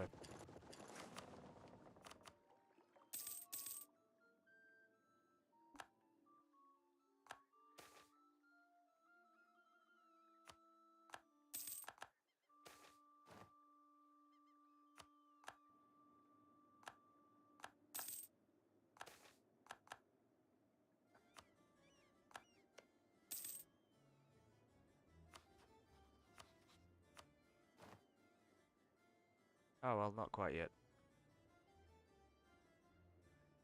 Why Norway? It was coincidence, really. I wasn't planning on doing a one faith, but I just got to a point where I was like, oh, fuck it, I've converted, like, most of the world, and it's, like, 1600, so...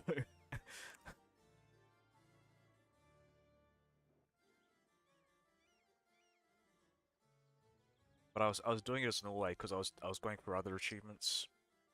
So I did my, the Norwegian Wood, which is already in itself kind of like a world conquest. But on top of that, I became Scandinavia, and became the Emperor of the HRE as well, so that was another achievement that I went for. And I also did a bunch of like generic achievements. I got something like 13 or 14 achievements in one run. It was probably my biggest run in recent memory.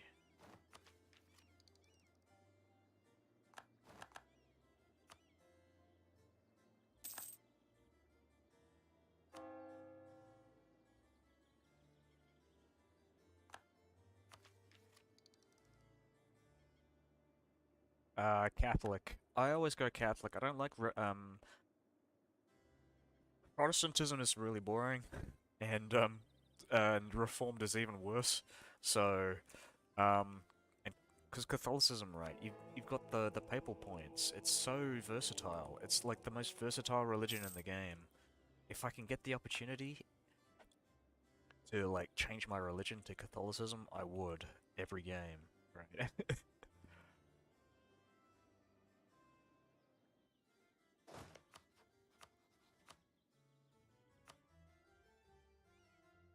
Spread the revolution.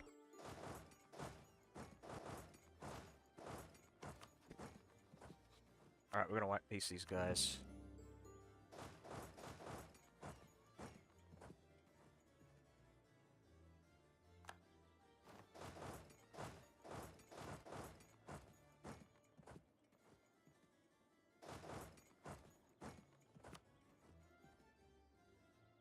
Alright, so we just need 3 more. A Faith DLC, specifically a Catholic one. Yeah! I feel like one of the problems with Crusader Kings 3 is, like, a lot of the religions are very, samey. Like, the Christian religions, if you... Because it's highly customizable. And a lot of the tenets, are, like, between the, like, Christians and the Muslims. Very similar. Very similar. Like, there are only, like, maybe 1 or 2 unique tenets in each of the religion, like, groups. I was kind of disappointed by that. I think Christianity, like, the ecumenism aspect of that is pretty interesting, but something akin to cultural shift or being able to build influence in the church to push for minor changes. Yeah, that would be cool.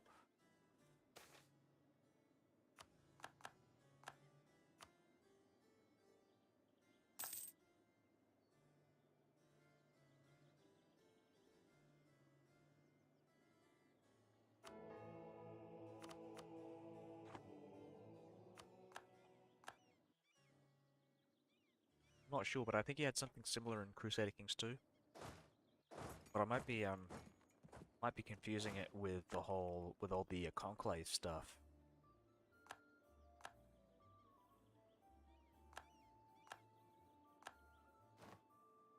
I gotta say though, my favorite, I guess my favorite mechanics in the Crusader Kings games were from Conclave, and I'd really like to see a version of that in CK3. I mean, you have kind of it's kind of like that in CK3. I mean, you have some versions of like government reforms and shit like that, but it's so simple.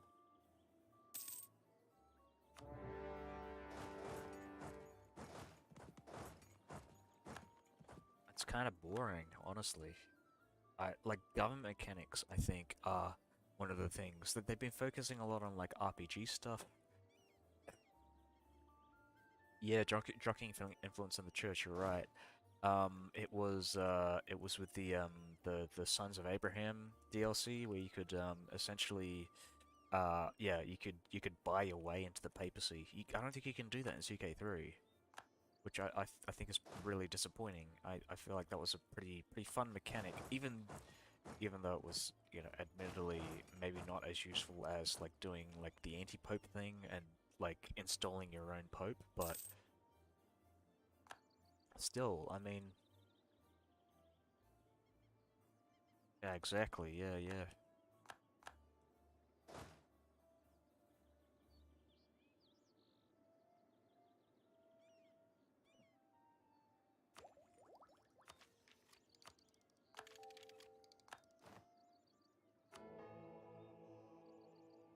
Excommunication should be way more of a threat. Oh yeah, for sure. Like it is in EU4. I mean, not to say that you can't, like, you know, get around excommunication, but it's, oh, have they gone revolutionary? Or is it just something that happens when you change your flag? I guess, yeah, whatever.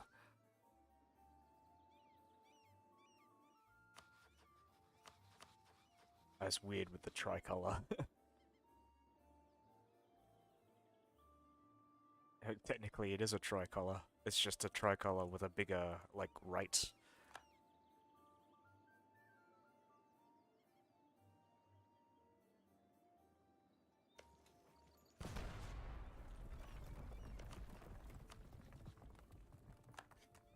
I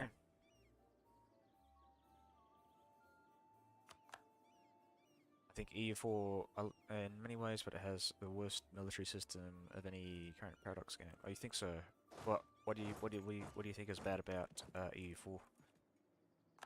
I think it's alright. I don't think it's the worst. I think there are worse. Like Victoria 3 is even worse than EU4 in my eyes.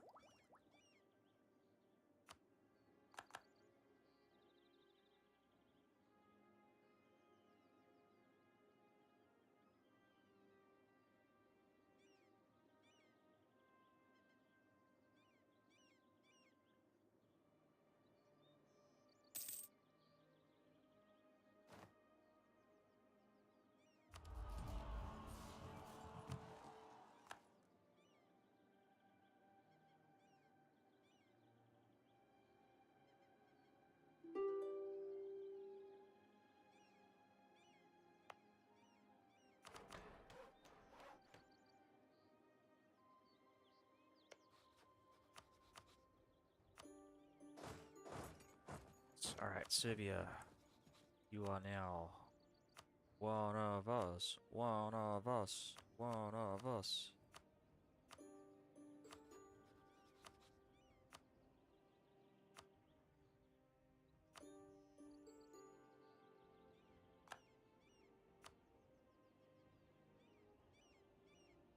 Oh, wait, there's just one more. One more to go. Oh, that's true. It does get a bit annoying. Just give me a sec. I'll just realized there's more stuff you said.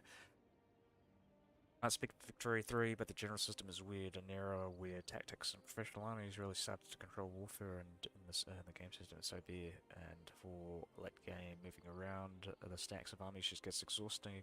Yeah, it is pretty exhausting, yeah.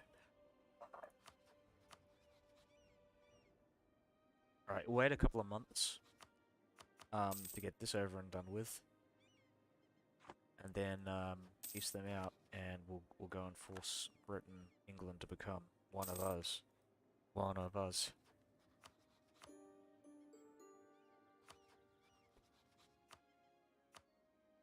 One of us. One of us. I'm confused. Wait. Alright, fuck it. We're gonna start hiring some mercenaries.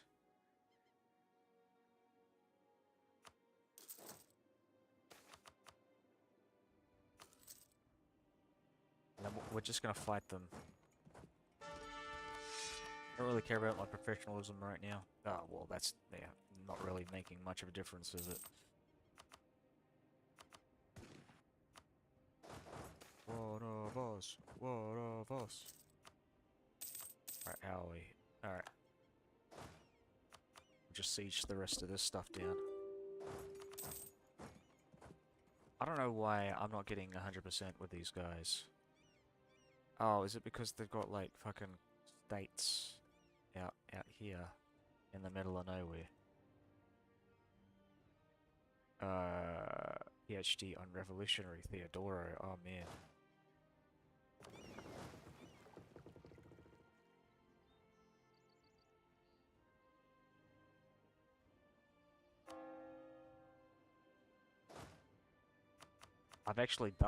I've done a Theodoro run a couple of years back. That was pretty fun.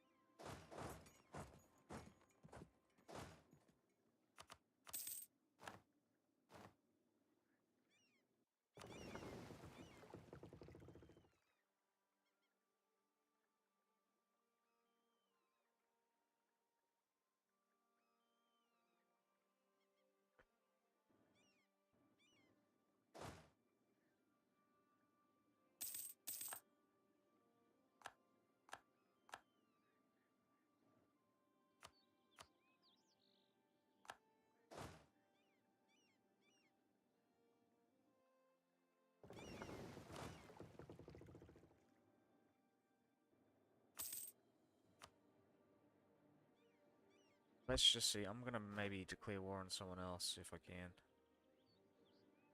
Let me try to spread the revolution.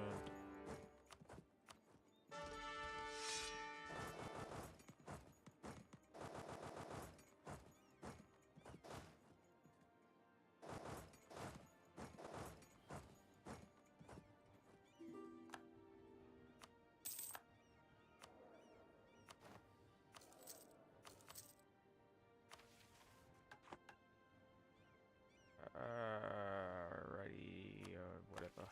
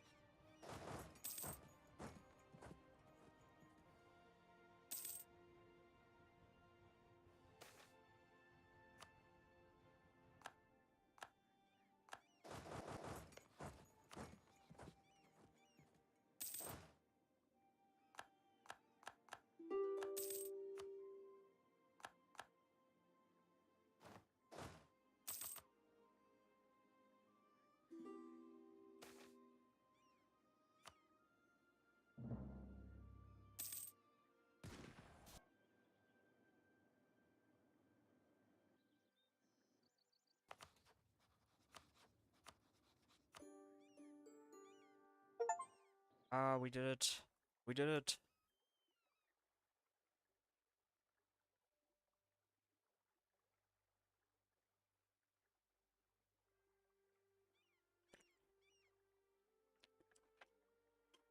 Mm.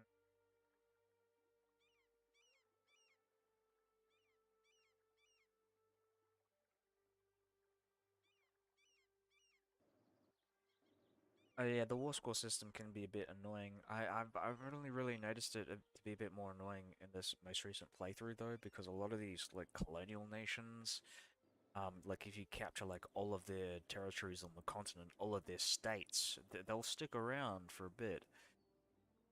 Um,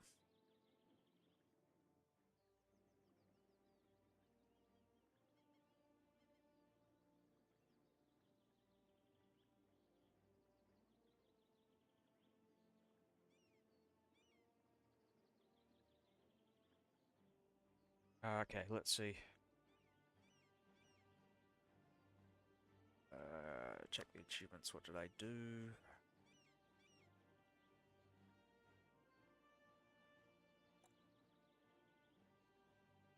I'm just making a record of this on my server, my Discord.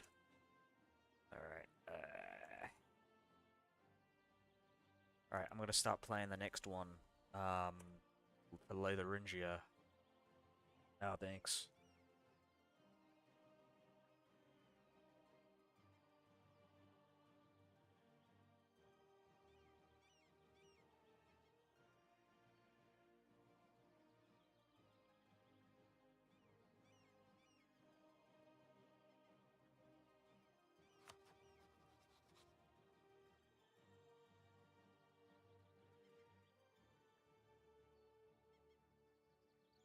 Alrighty, let's go, let's go.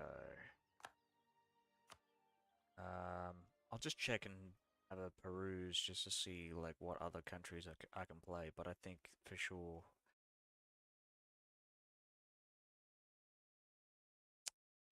Uh, yeah, that's a thought. Maybe playing elsewhere. I might alternate between like Europe and Africa or something.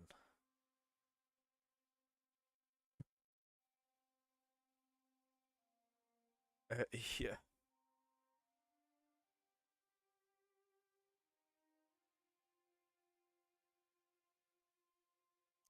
Um, I'm gonna try not to play in anywhere. Take a break from the game. Maybe. I'm thinking about it. I was considering taking a break before, but you know what? Yeah, fuck it. All right. Well, plus I've got other like things to do, TNO related things. Um, let's see. Maybe I'll play something else, just something different.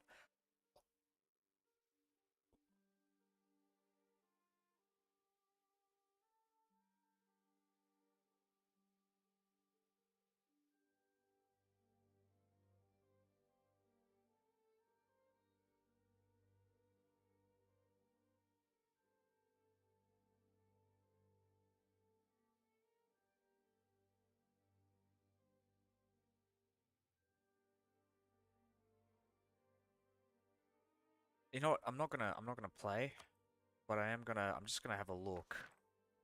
Um, I want to check out the missions because there's something here, where oh nice.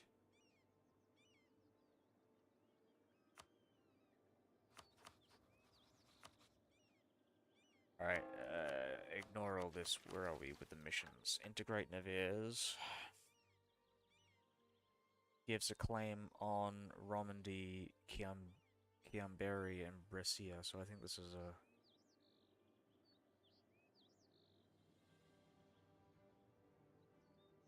oh just Romandy area, which is here, I think. Yeah. All right, that's interesting.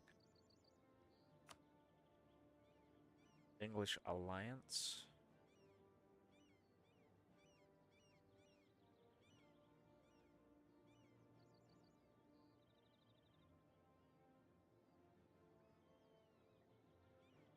Oh, wow. Oh, that's interesting. Okay, so if you go down this, you can get the French to rebel.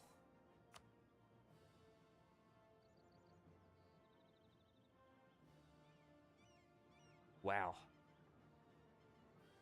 Cool, cool stuff.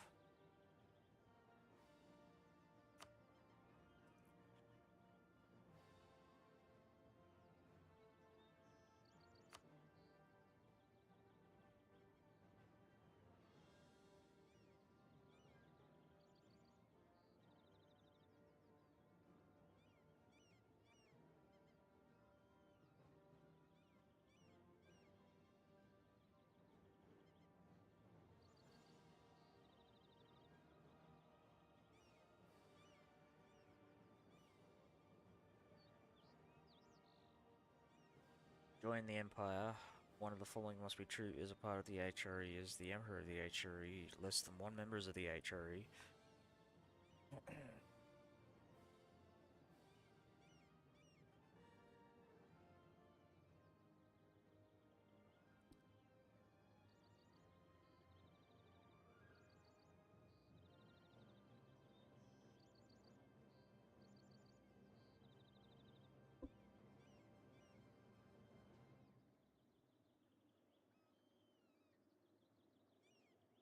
Okay.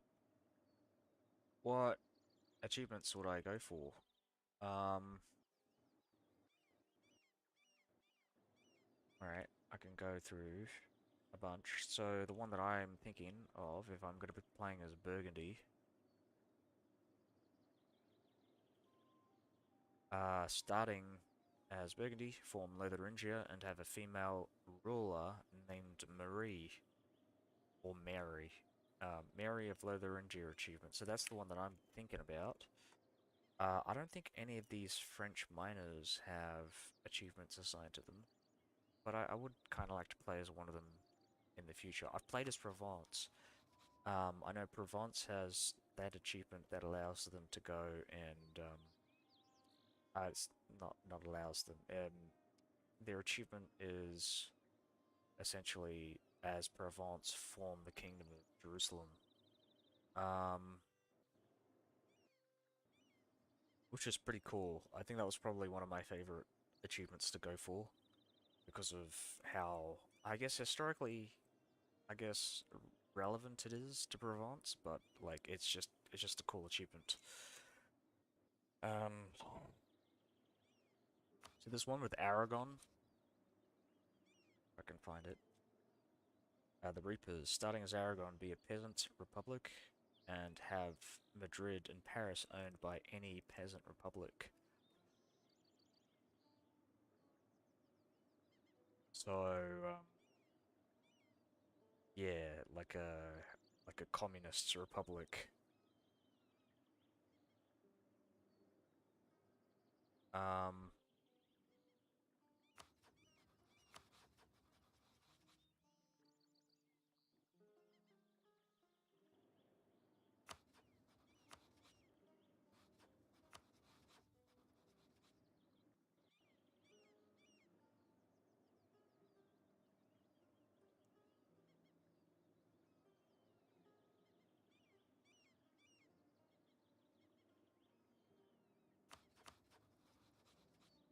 I wish those were. I'm gonna search up console commands so I can have a look, have a bit of a cheeky look at um, some of these mission trees.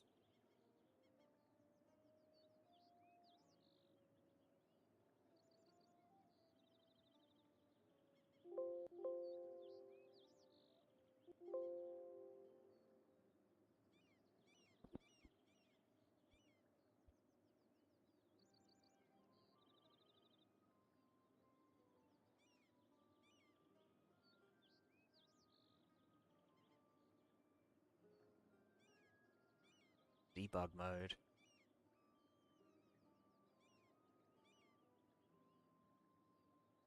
Oh, okay, there we go. Tag error.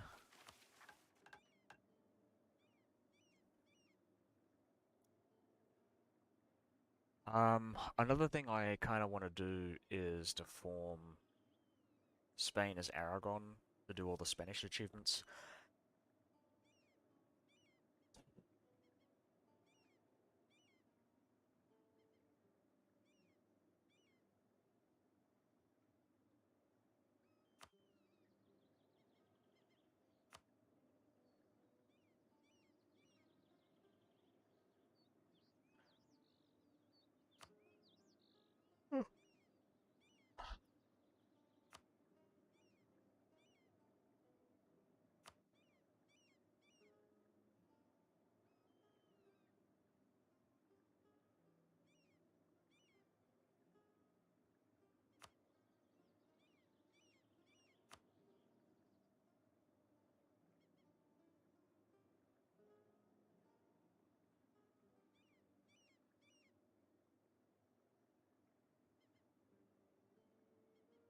I'm just trying to figure out how do what am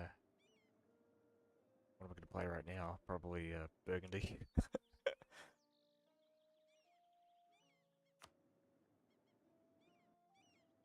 Or if I have a look, um, one of the African countries like Congo,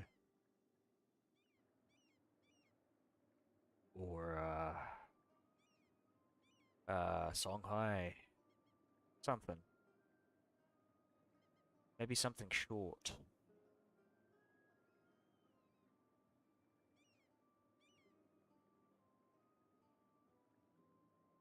Yeah, there are a bunch of short achievements that I could go for.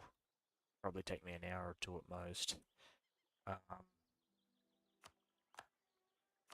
and I don't have to worry about it because Africa. I don't think Africa's going to get another um like um thing. Congo or Kiowa. Have I ever done Native American? I've played as the Aztecs and the Mayans. Um, and I might have played as one of the like North American natives. I can't remember who it was. I think it was the Pueblo tribe.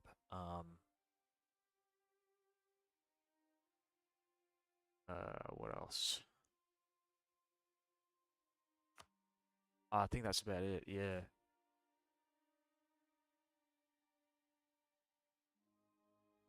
All right, let's have a look. Where are we? I think the one that I'm thinking about is this one. So this one's not so short. This one is the short one, which is I think you have to take over Mutapa um, as Butua, who starts off as a vassal. Let's double check this.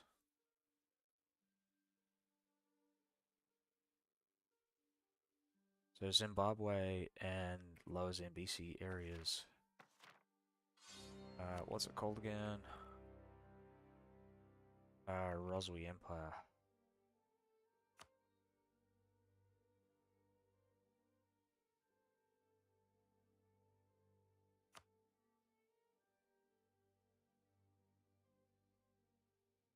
You could do Six Nations Iroquois. Yeah, yeah, I'll think about that for sure.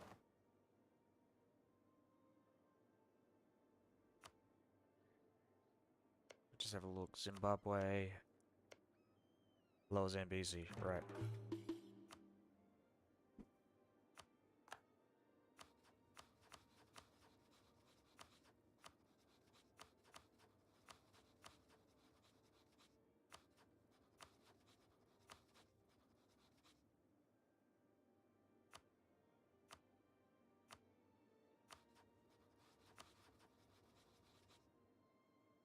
Abu Bakar's ambition. That's a short one as well, yeah. I'm just gonna double check though, because I think Mali has another achievement associated with it. Yeah. So 4 colonial subjects, 10,000 ducats away to another great power, without having a single loaner going bankrupt. Which is really just a waiting game, really. You could just, yeah.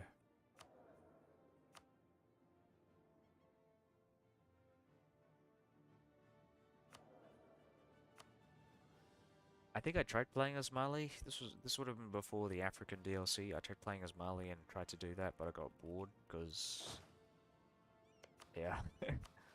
What am I doing? What am I doing? What am I doing? What am I doing?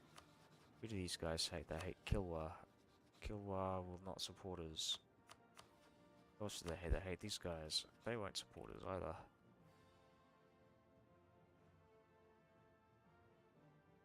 Have a ruler in all three. I think I've already got that. Yeah, I can't see it. There we go. I've already done that.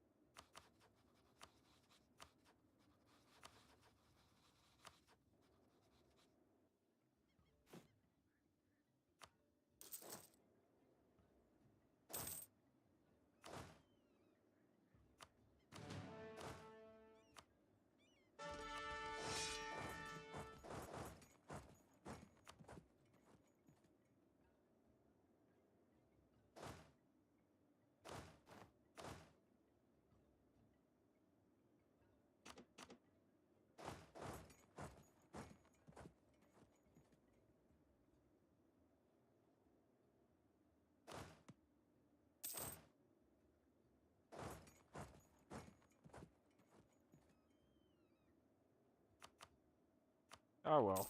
Oh fuck. We lost both of our armies. Oh fucking fuck. Oh my god.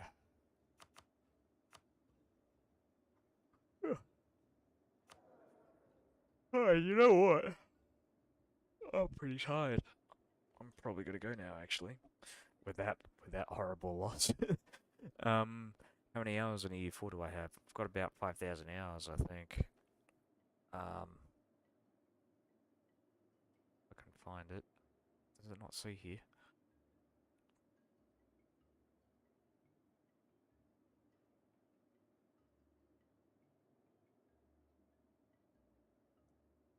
$4,948.4 hours.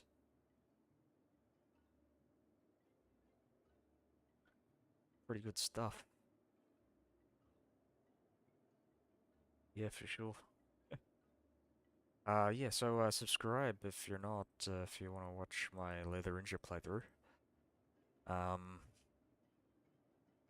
or follow on Twitch, or either one works. Just trying to think what else. Yeah, and I guess check out the Second West Russia War when that comes out. This is a sub-mod for TNO. That adds like a bunch of content for Russian, the Russian warlords, which is pretty cool. But yeah. All right, see ya.